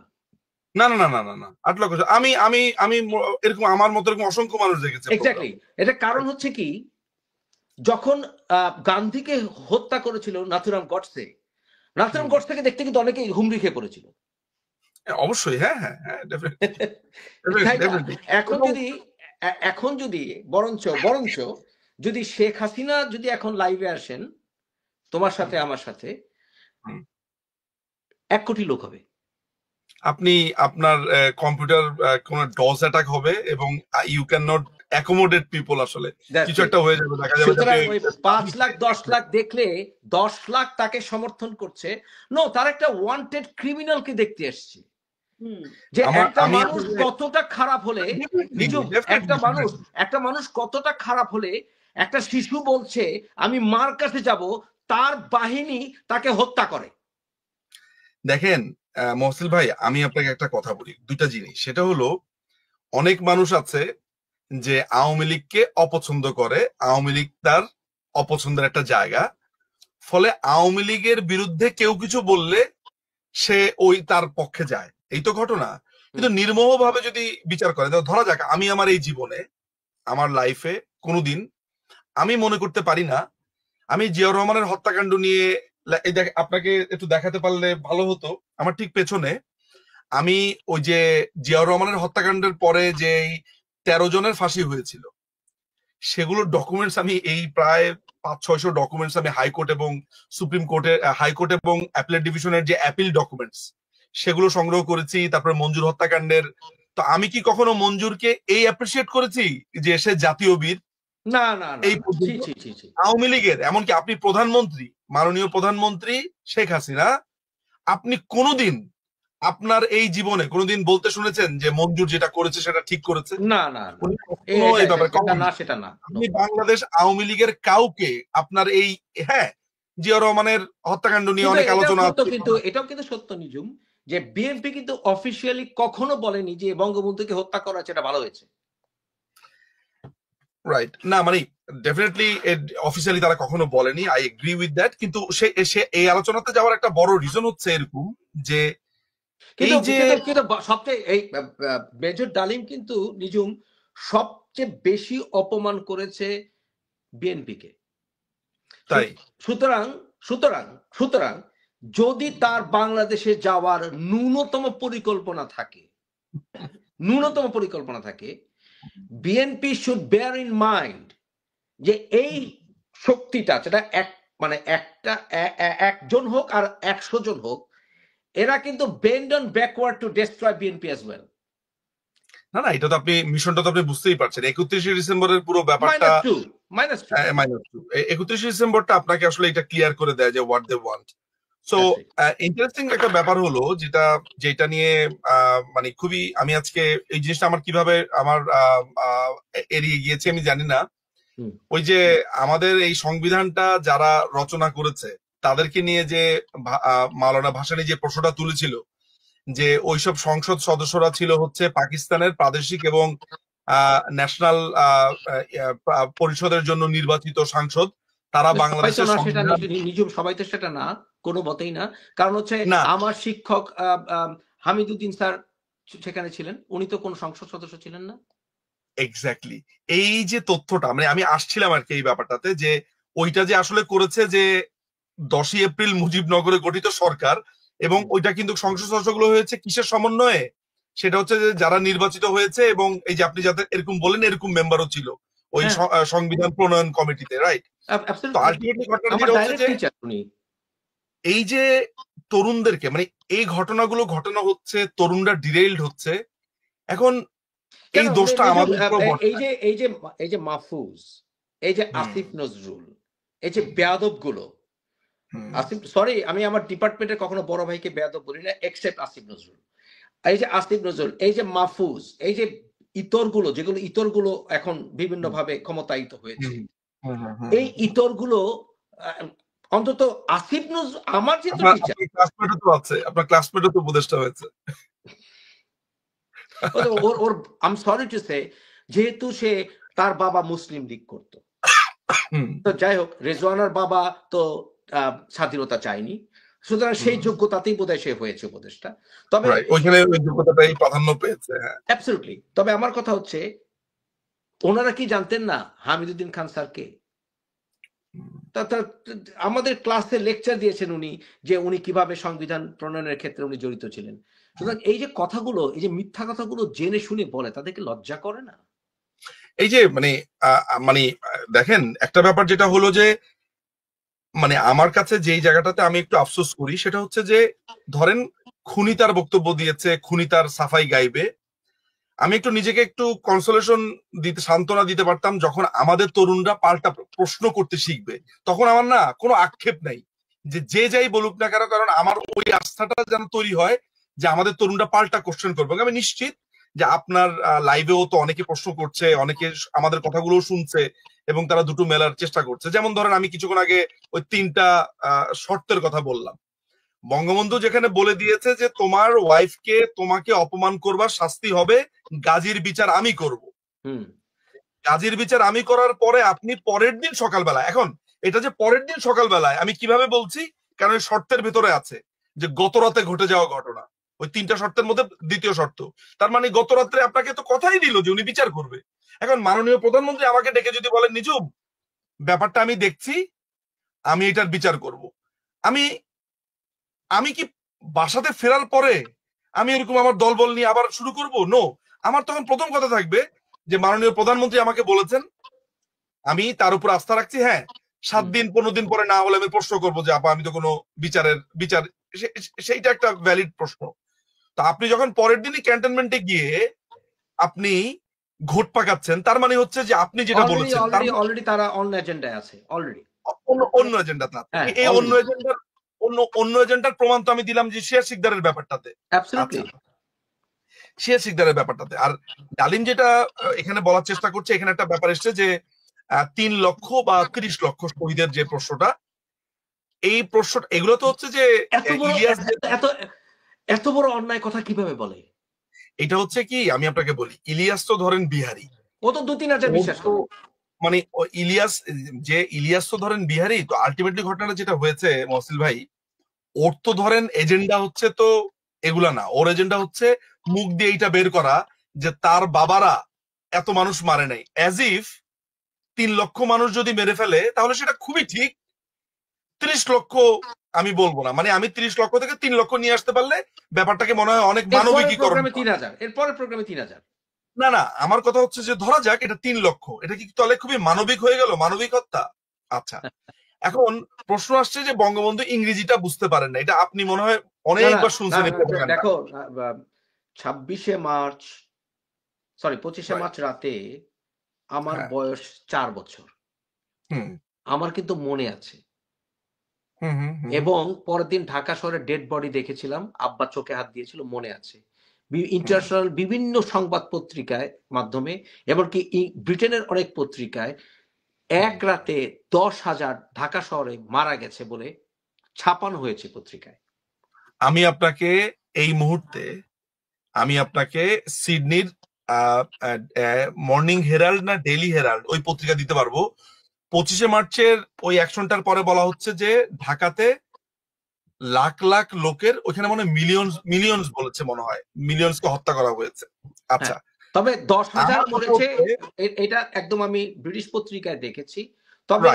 তবে আমি একটা কথা বলে নেই নিজুম, আমি এই বিষয়ে আমিও প্রচুর পড়াশোনা করার চেষ্টা করেছি এবং গবেষণা করার চেষ্টা করেছি। দেখো, যখন জেনোসাইডের বিষয় আসে, সেটা কিন্তু শুধু যুদ্ধ নয়, যুদ্ধের ডাইরেক্ট এফেক্ট হিসাবে যুদ্ধের পরবর্তীতে যুদ্ধের কারণে মৃত্যুকেও ধরতে হবে। রাইট। এখন আমি আপনাকে একটা পত্রিকার কথা বলি, আপনি মনে হয় এটা জানেন, যেহেতু আপনার এক্সটেন্সিভ পড়াশোনা আছে এইসব ব্যাপার। সেটা হচ্ছে প্রাভদা পত্রিকা, যেটা আছে রাশিয়ার।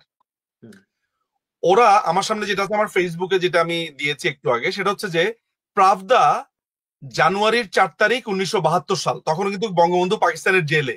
হুম। তারা বলছে ওভার 30 লাখ কিল্ড বাই পাক ফোর্সেস। প্রাবদা কিন্তু প্রাবদার যে মূল লেখাটা সেটা রাশিয়ান ল্যাঙ্গুয়েজে, ওইটা কি পিক করেছে অবজারভার।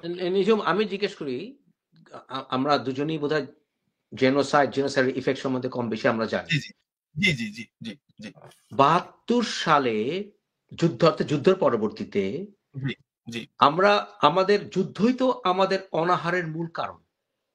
জি তাহলে এই যুদ্ধের কারণে যে অনাহারে মানুষ মারা গেল, এটা কি যুদ্ধের এক্সটেনশন নয়? ভাই এই কথাটাই মূলত গবেষকরা একটা দীর্ঘ সময় ধরে বলেছে। আমি ঢাকা শহরের ছেলে, আমি তখন মৃত লাশ দেখেছি, লাশের পর লাশ।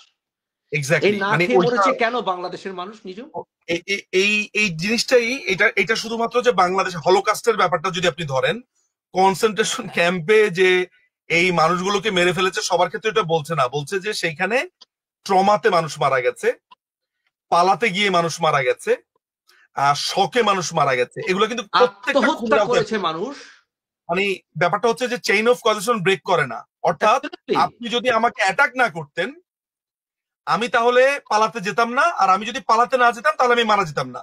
এটাকে আমরা লয়ের ভাষাতে বলি হচ্ছে তুমি আর্নিং সোর্স মেরে ফেলেছো, মানুষ না খেয়ে মরবে, একটা শিশু ফেলে গেছো, শিশুটি না খেয়ে মরে গেছে, একটা বৃদ্ধা মাকে ফেলে গেছো, তার একমাত্র উপার্জনক্ষম সন্তান কৃষক সন্তানকে তুমি মেরে ফেলেছো। এই 30 লক্ষের মধ্যে অনেকে মনে করে যে একেবারে ডাইরেক্ট গুলি করে হত্যার আছে, এখানে 30 লক্ষের মধ্যে গুলি করে হত্যা আছে, অনাহারে মারা যাওয়ার আছে, দেশ ত্যাগ করার সময় মারা আছে, পানিতে পড়ে ডুবে মারা আছে, মানে পালাতে গিয়ে মারার ব্যাপারটা আছে, হার্ট অ্যাটাকে বা ভয়ে মৃত্যুর ব্যাপার আছে, অনাহারের কারণে মারা গেছে।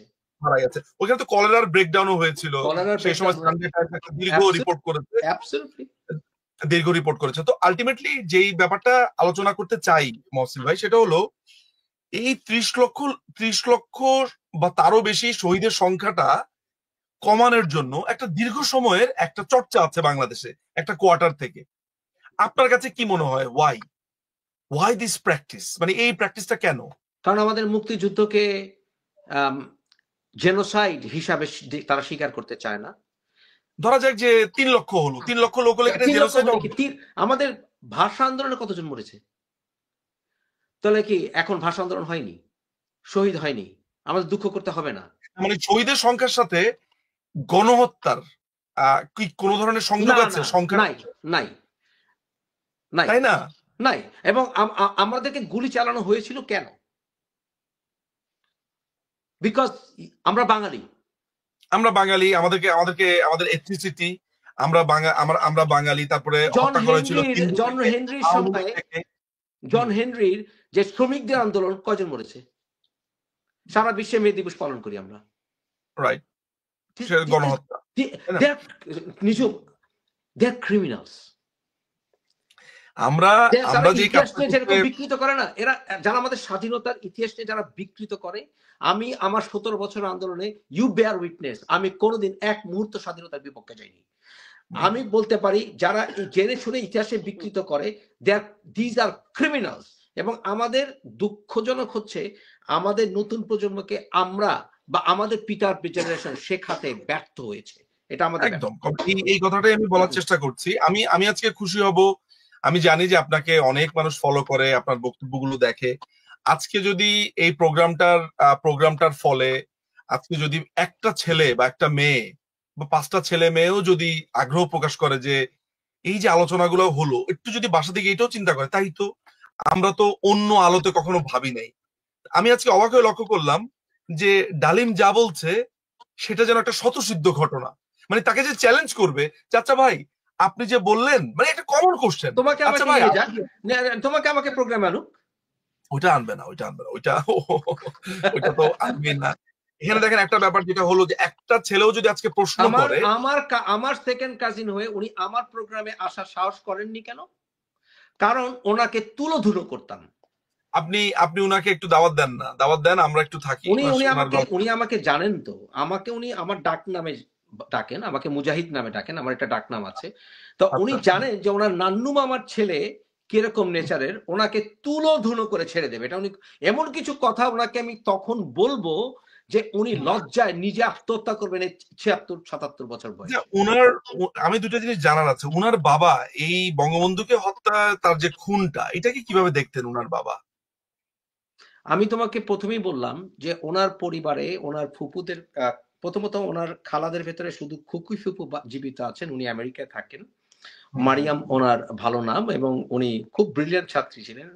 ঢাকা বিশ্ববিদ্যালয়ে ফিজিক্স বা কেমিস্ট্রিতে, ফিজিক্সে ফুপু উনি ফার্স্ট ক্লাস ফার্স্ট, এবং ওনারা কেউই none of them is proud of it, এবং কি ওনার বাবাও ওনার ব্যাপারে এই ব্যাপারে উনি খুশি ছিলেন না। আর আত্মীয় স্বজন তো কেউই না, নোবডি। তবে উনি নিজেও জানেন যে উনি জনধিকৃত, ওনার ফ্যামিলিতে উনি ধিকৃত, 100% ধিকৃত। এটা আমি যখন শুনতে পেয়েছি যে ওনার শ্বশুর সম্ভবত খুবই এআই চৌধুরী বা সামথিং লন্ডনে থাকতো, তারা মনে হয় ত্যায্য করেছিল অনেকটা। এই ধরনের কি ঘটনা সত্যি? যে একদম সত্য কথা, একেবারে। আমি শুনেছি যে তারা একেবারে, শুনলেই তো ঘৃণা লাগে, ডালিম নামটা শুনলেই তো ঘৃণা লাগে। কি বলবো আমি, মানে শুনলে ঘৃণা লাগে, শুধু মারি মুখের মধ্যে। যে কোনো সুস্থ মানুষ, কারণ উনি তো কিন্তু মুজিবনগর সরকারের একজন খুবই গুরুত্বপূর্ণ কর্মকর্তা ছিলেন। ওনার হ্যাঁ, সেটা আমি জানি। এবং আরেকটা সারপ্রাইজ তোমাকে বলি, ওনার ওয়াইফের সাথেও শেষ পর্যন্ত সম্পর্কটা ভালো ছিল না। আপনি একটু আগে যা বললেন তারপরে তো সেটা রীতিমতো টাফ হয়ে যাওয়ার কথা। আমি যেটা একটা জিনিস আমি একটু মানুষকে ভাবতে বলবো, সেটা হচ্ছে যে উনি যে নিজেকে মুক্তিযোদ্ধা বলছেন, উনি বিয়ে করেছেন মুক্তিযুদ্ধের সময় 16ই অগাস্ট 1971। আমি যে বইটা পড়লাম সেখানে দেখলাম যে উনি একটা দীর্ঘ সময় অসুস্থ ছিল, হসপিটালে ছিল। হ্যাঁ, ওনার একটা আঙ্গুল এফেক্টেড হয়েছিল। আঙ্গুল এফেক্টেড হয়েছে। উনি বিয়ের ব্যাপারে উনি দেখলাম যে ব্যস্ত ছিল ওনার ওয়াইফকে নিয়ে, মানে ওয়াইফকে প্রেম নিবেদন করা, ইনজুর হওয়ার পরে। যিনি যোদ্ধা, মানে আমি জাস্ট সরি, আমার জানি না এই ধরনের প্রশ্ন করা ঠিক না, যে যিনি যুদ্ধের মধ্যে আছেন সে সময় কি প্রেমটা যায় বা বিয়েটা যায়? What do you think? মানে আমি যদি একদম নিউট্রালি কথা বলি, এটা তো অনেকটা মুভির মতো হয়ে যায়। কারণ ব্যালাড অফ এ সোলজার একটা সিনেমা আছে, রাশিয়ান মুভি, খুব ফেমাস মুভি, ব্লাড না, ব্যালাড অফ এ সোলজার, এবং সেখানে কিন্তু যুদ্ধের মধ্যে প্রেম হয়েছিল। তবে ভাবির সাথে যুদ্ধের মধ্যে প্রেম হয়েছিল কিনা আসলে তখন তো আমি খুবই ছোট, এই বিষয়ে বোধহয় প্রশ্ন করার, কিন্তু ভাবি এবং উনি আমাদের বাসায়, আমার তেজকুনিপাড়া বাসায় উনি বহুবার এসেছিলেন। ওনার ওই কাটা আঙ্গুলও আমি দেখেছি, এবং আমি খুব ভয় পেয়ে গিয়েছিলাম ছোটকালে কাটা আঙ্গুল দেখে। এবং ওই সময় আমি সরি টু সে, আসলে ওনাদের লাইফ স্টাইলটা খুবই উগ্র ছিল, খুবই উগ্র টাইপের ছিল। হ্যাঁ, সুতরাং আমাকে গাফারটা বলেছিলেন কয়েকবার বলেছে যে তোমার কাছে কি কোনো ছবি আছে ওদের, পুরাতন কোনো ছবি? বা তখন আমি ওনাকে বলেছি আমার কাছে একটা ছবি আছে, সম্ভবত সেটা বিয়ে বাড়ির ছবি। To be honest with you, আমি আসলে সেটা দর্শকদের জন্য দেখাতে চাই না, কিন্তু আপনি যেটা, আমার কাছে ছবিটা আছে, আমি আপনাকে পাঠাবো। ছবিটা আমার কাছে আমার আইফোনে আছে। এইটা আমি পেয়েছি 1991। এইটা হচ্ছে উনি খাওয়া বেড়ে দিচ্ছিলেন, তারপরে ওনারা দুজন দাঁড়িয়ে আছে।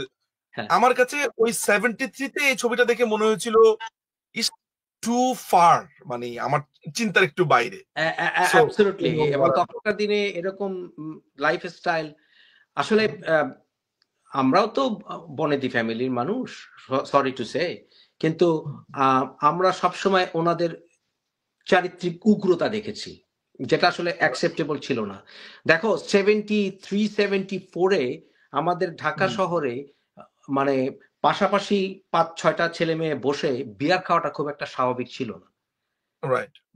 এবং ভাবির হাতে বিয়ার নিয়ে ছবি পর্যন্ত আমার কাছে আছে। সুতরাং তারা স্বাধীনতা যুদ্ধের সময় কোন মরালিটি নিয়ে ওনারা যুদ্ধ করেছিলেন, এটা বরঞ্চ এখন আমাকে প্রশ্ন করতে হয়। না, সেটা তো সে তার লাইভে পরিষ্কার করে বলেছে যে স্বাধীনতা যুদ্ধের সময় তারা টের পেয়েছে এটা ভারতের চাল। আপনি দেশকে বাঁচানোর জন্য চাল হলে সে এখন অফিশিয়াল ডিক্লেয়ার করলে হয় যে মুক্তিযোদ্ধা হিসেবে নিজেকে আমি আর বলতে চাই না, মুক্তিযোদ্ধা নামটি মুক্তিযোদ্ধা, কিন্তু তকমা নিয়ে তো বসে আছে। না, যেহেতু সে বলছে এটা ভারতীয়, তাহলে সে মুক্তিযোদ্ধার নামটা জীবনে উচ্চারণ করবে না, বলবে না আমি মুক্তিযোদ্ধা, বলবে আমি মুক্তিযুদ্ধ করতে গিয়ে ভুল করে আমি মুক্তিযুদ্ধ থেকে সরে এসেছি। এক্স্যাক্টলি, আসলে সেটাই বলা উচিত। এবং আমি আলবদর মানে আমি আমার কাছে যেটা দেখলাম, আর একটা ব্যাপার যেটা লাগলো তার বয়সের ব্যাপারটা। যেমন তাকে বলা হচ্ছে যে আপনার বয়স 85, তখন সে বলল যে না আমার বয়স 75। কিন্তু আমি তার সার্ভিস রেকর্ডটা দেখলাম, আমার কাছে তার সার্ভিস রেকর্ডটা আছে, বঙ্গবন্ধু হত্যা মামলা পেপার বুকের ভিতরে তার সার্ভিস রেকর্ড। সেইখানে দেখতে পেলাম যে তার জন্ম তারিখ হচ্ছে 2/2/1946।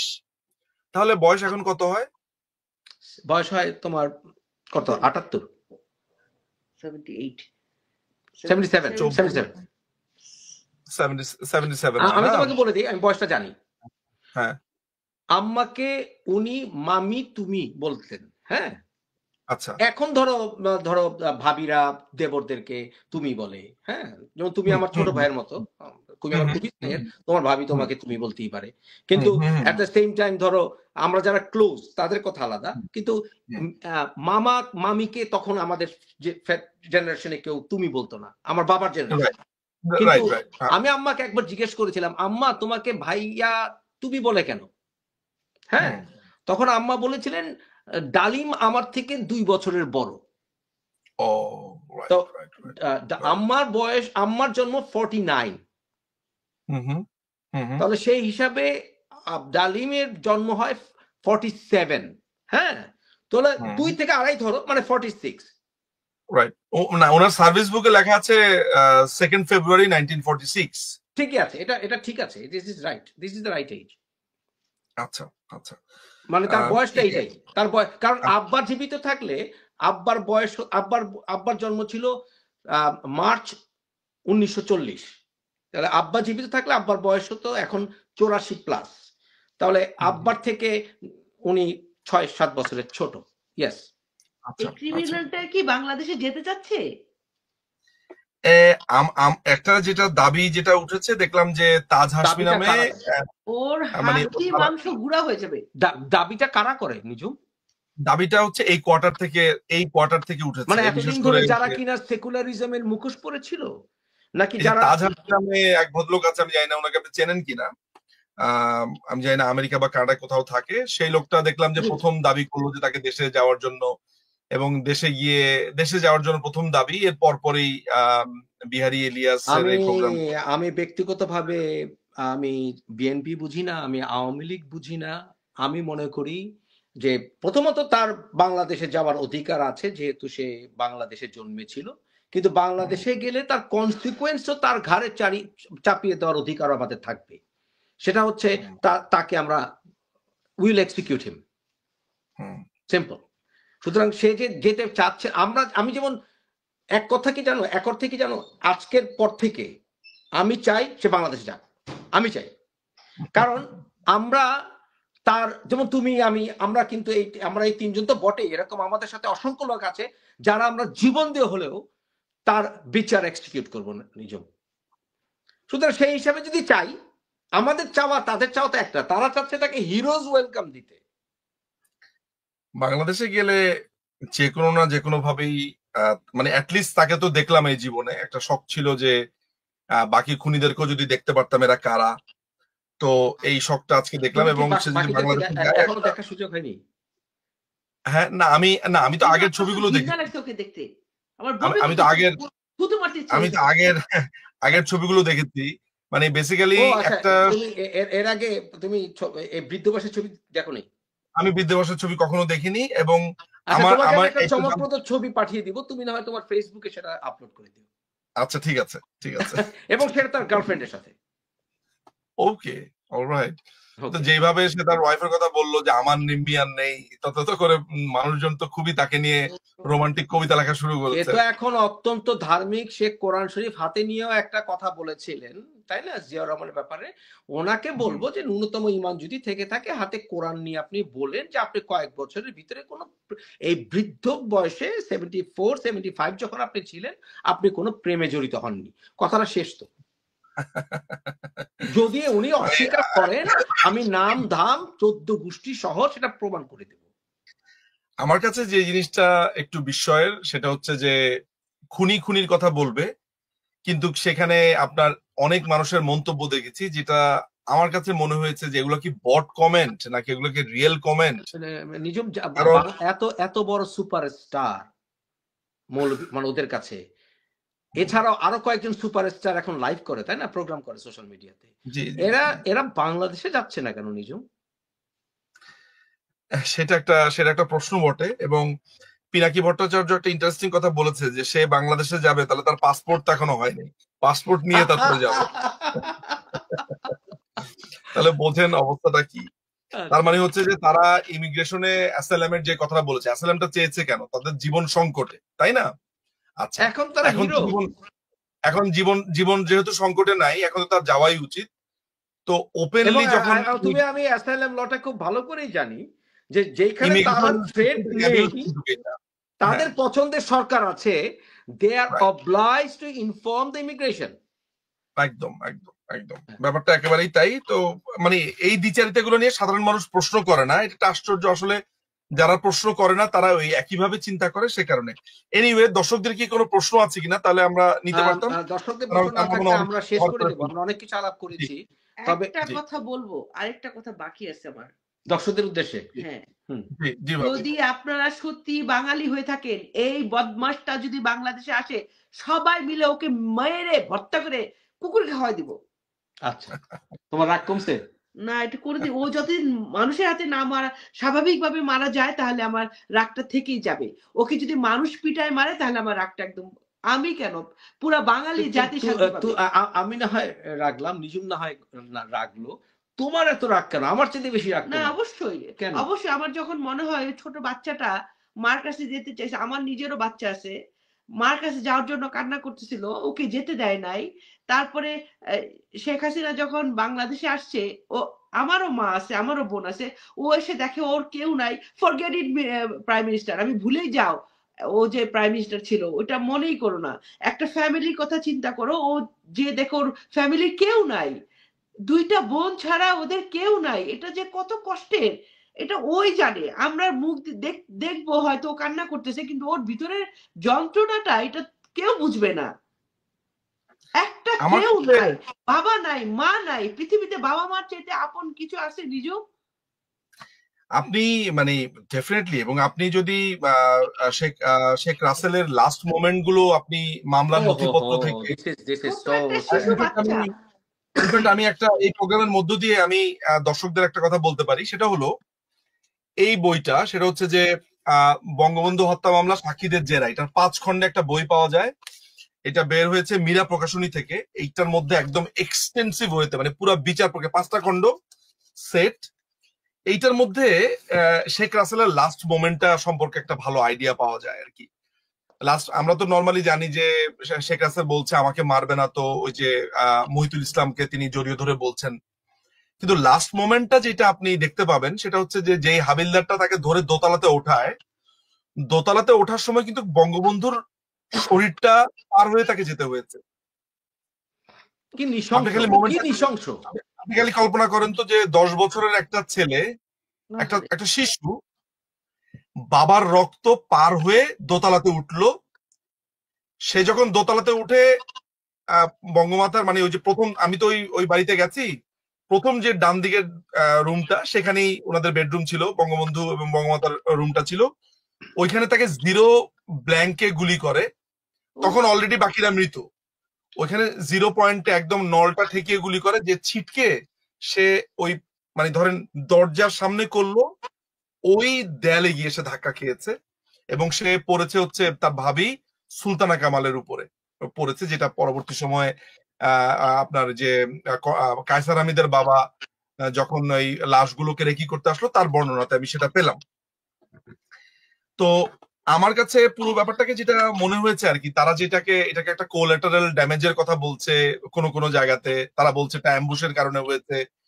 এবং সবচেয়ে এটা কোলাটারাল ড্যামেজের এটা কি ডেফিনিশন? না না, মানে ডেফিনেটলি নট। এবং আপনি নিশ্চয়ই না, আপনি একটা কথা নিশ্চয়ই শুনেছেন মহসিল ভাই, সেটা হচ্ছে 15ই আগস্টে যদি শেখ কামাল বা শেখ জামাল গুলি না করতো, তাহলে এগুলো হতো না। মানে যদিও ওনারা কোনো গুলি চালান নাই, মানে গুলি চালানোর কারণে তার বউকে কেউ গুলি করবো?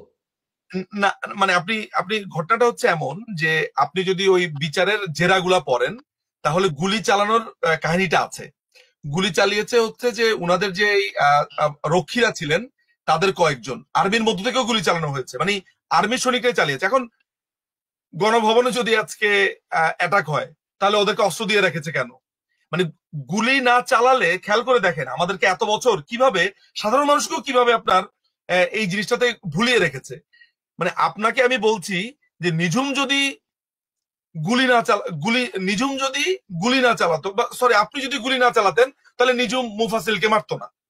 মানে ধরা যাক আমি আপনাকে খুন করতে গেছি, এখন খুন করার পরে বলা হচ্ছে, ইতিহাস বলছে যে ভাবি যদি নিঝুমকে প্রথম অ্যাটাক না করতো তাহলে নিঝুম মুফাসিল সাহেবকে মারতেন না।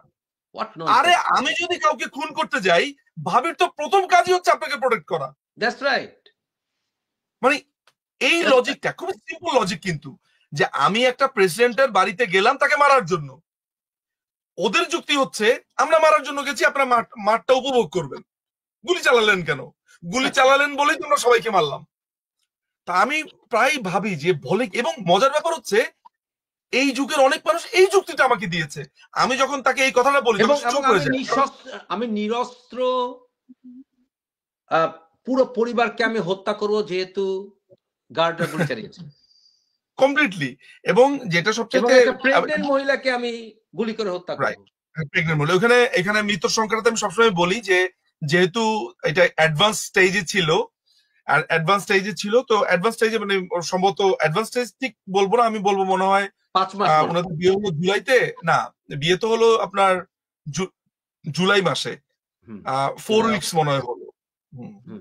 আচ্ছা, আমার খেয়াল আসে 3-4 মাস বোধহয়। 3-4 মাস না, কারণ হচ্ছে যে বিয়েটা তো হলো আপনার জুলাই মাসে, আগের মাসে 1 মাস বললো যে মেহেদির দাগও এখনো শুকায়নি। জুলাইতে হয়েছিল, জুলাইতে হলো, 2 ভাইয়ের একসাথে হলো বিয়েটা। হ্যাঁ 2 ভাইয়ের একসাথে হলো, হ্যাঁ দ্যাটস রাইট। জুলাই হলো, সেক্ষেত্রে 1 মান্থ মানে প্রেগন্যান্ট হয়েছে, মানে she knows that she is pregnant at the moment, সেই জায়গাটা থেকে। ফলে এখন ঘটনাটা যেটা হলো যে ধরেন আমরা যদি রাষ্ট্রীয়ভাবে একটা জায়গাতে একমত হতে পারতাম আর কি, যে বঙ্গবন্ধুকে হত্যা করেছে, এটা একটা অপরাধ, এই খুনির কথা আমি শুনবো না। আমার সাথে পলিটিক্যালি ডিফারেন্স থাকতে পারে আওয়ামী লীগের, আমি আওয়ামী লীগ কিন্তু বঙ্গবন্ধুর ব্যাপারে এই যে এই ন্যাশনাল কনসেনসাসের জায়গাতে যদি না আসতে পারি তাহলে খুনিরা অল দ্য টাইম গ্লোরিফাইড হবে, অল দ্য টাইম গ্লোরিফাইড হবে। এবং শুধু তাই না, ভবিষ্যতেও আরো ফার্দার খুনকে আমি জাস্টিফাই করার ডোরটা ওপেন রাখলাম, সবাই করবে। আমার কাছে যেটা মনে হয় যে এক্স্যাক্টলি এটা আপনি একটা এই যে ফ্লাড গেট ওপেন করে দিচ্ছেন আর কি, যে এই কারণেই আর কি জিল্লুর রহমান যখন বলার চেষ্টা করে তৃতীয় মাত্রার যে আমাকে সাক্ষাৎকার নিতে দেওয়া হয়নি, এটা তো খুবই কমন প্রক্রিয়া, যে অপরাধী সমাজ তাকে প্রমোট করে না, তাকে অল দ্য টাইম অপরাধী হিসেবেই দেখে। আপনি অপরাধীকে যদি বলতে দেন তাহলে তো নাথুরাম গডসে সে বারবার ব্যাখ্যা করার চেষ্টা করেছে সে মহাত্মা গান্ধীকে কেন খুন করেছে। এখন মহাত্মা গান্ধীকে খুন করেছে, আপনি যেটা বললেন যে মহাত্মা গান্ধীকে খুন করার যাকে খুন তাকে দেখতেও তো মানুষ উপচে পড়েছিল, একদম হ্যাঁ, সেটা কি গ্লোরিফাই?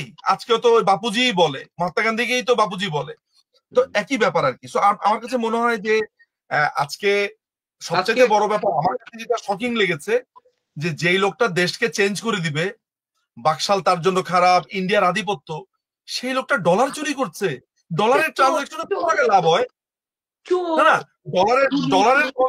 ডলারের আরেকটা ব্যাপার এই ভাবি, আপনি যে শব্দটা বললেন, আপনি কি একটা রিজেম্বল দেখতে পান যে যারা প্রধানমন্ত্রীকে ফেসিস্ট বলেছে, মাননীয় প্রধানমন্ত্রীকে নানান ধরনের অভিযুক্ত করেছে, তারা সুযোগ পেয়ে বদলা চুরি করেছে।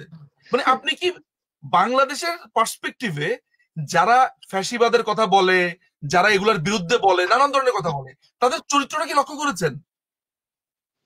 এবং মজার ব্যাপার হচ্ছে যে আব্দুল ওয়াহাব জোয়ারদার যে ছিল, মানে ওই সময় যে ওই গার্ড টিমের প্রধান ছিল, সে একটা টিভি চুরি করে বাসায় নিয়ে গেছে 15ই আগস্টে,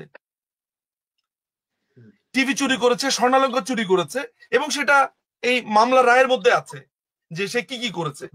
কিন্তু আলটিমেটলি ঘটনাটা যেটা হলো আর কি, আমি যেটা দেখতে পেলাম যে যারা বাংলাদেশের সেলফ প্রোক্লেমড বিপ্লবী, আমি প্রত্যেকটা বিপ্লবীকে এন্ড অফ দ্য ডেতে ডাকাত হিসেবে দেখলো একটা কথা ছিল, এদেরকে আমি চোর হিসেবে দেখলাম। ওর যেমন ধরেন বদনা চুরি করেছে, জায়নামাজ চুরি করেছে, না না, আপনি চিন্তা করেন তুই চোররা।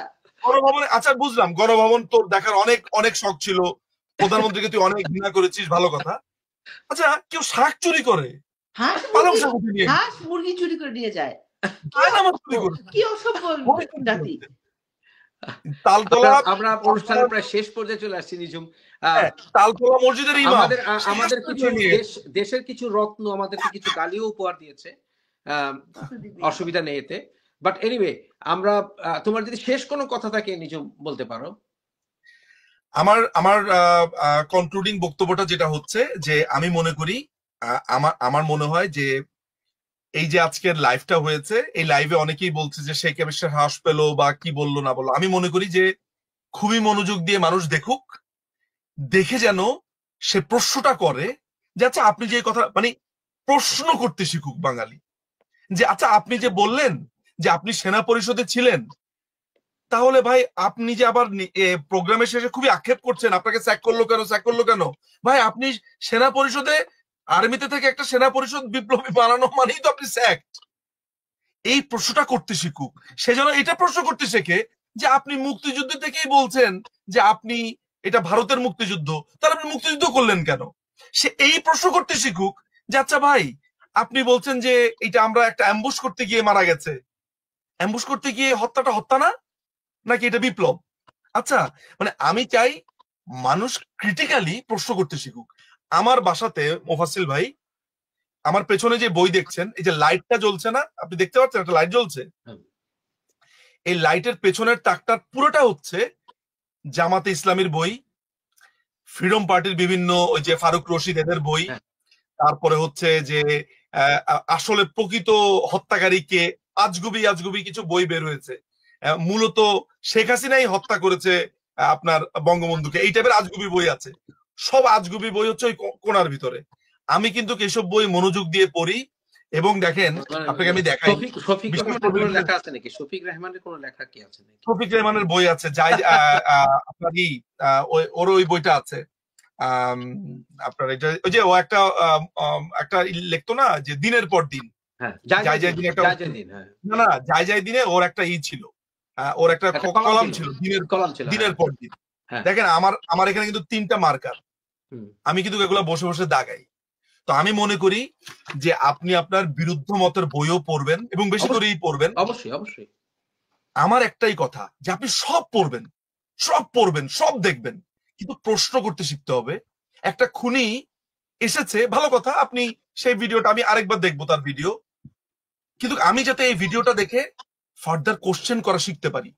ওকে, আমি আপনার কথা শুনলাম, বুঝলাম, now answer me few thing, answer me few of my questions. So আমার কাছে মনে হয় যে বাঙালি বা এই তরুণ প্রজন্ম যদি প্রশ্ন করা শিখতে পারে, তাহলে মনে হয় ভয়ের কোনো কারণ নাই। কিন্তু তারা যেভাবে অনেকেই দেখলাম হামলে পড়েছে যে উনি বস, উনি মেজর জিয়া, সরি উনি মেজর ডালিম, আমি মেজর ডালিম ব্রিগেড বানিয়েছি, এইটা খুবই অ্যালার্মিং আমার জন্য।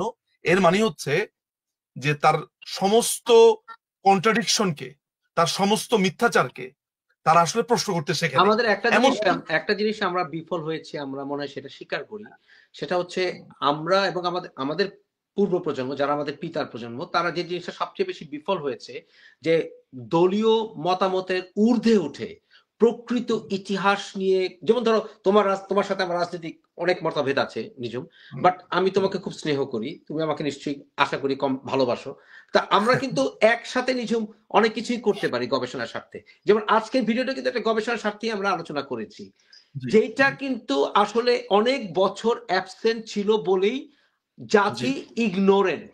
নতুন প্রজন্ম জেন জিড বলে বা জেন জেড হোয়াটএভার এটা বলে খুব গর্ববোধ করে, বাট এইটা আমার মনে হয় অত্যন্ত ইল ইনফর্মড, মিস ইনফর্মড জেনারেশন। আমাদের বোধহয় এদের প্রতি আমাদের দায়িত্ব আছে, এবং ভবিষ্যতে যে সরকারি আসবে, যে সরকারি আসুক, বা আমরা সরকারের বিরোধী যারাই হবে, আমরা রিকোয়েস্ট করব, তুমি আমি আমরা বহুত রিকোয়েস্ট করব যে যাতে আমাদেরকে গবেষণার ক্ষেত্রে, শুধু আমি তুমি নাও, সবাইকে গবেষণার ক্ষেত্রে যেন একটু সহযোগিতা করা হয়। এবং একদম একদম একদম আমি আপনাকে একটা জিনিস দেখাই, তাহলে আপনি বুঝবেন।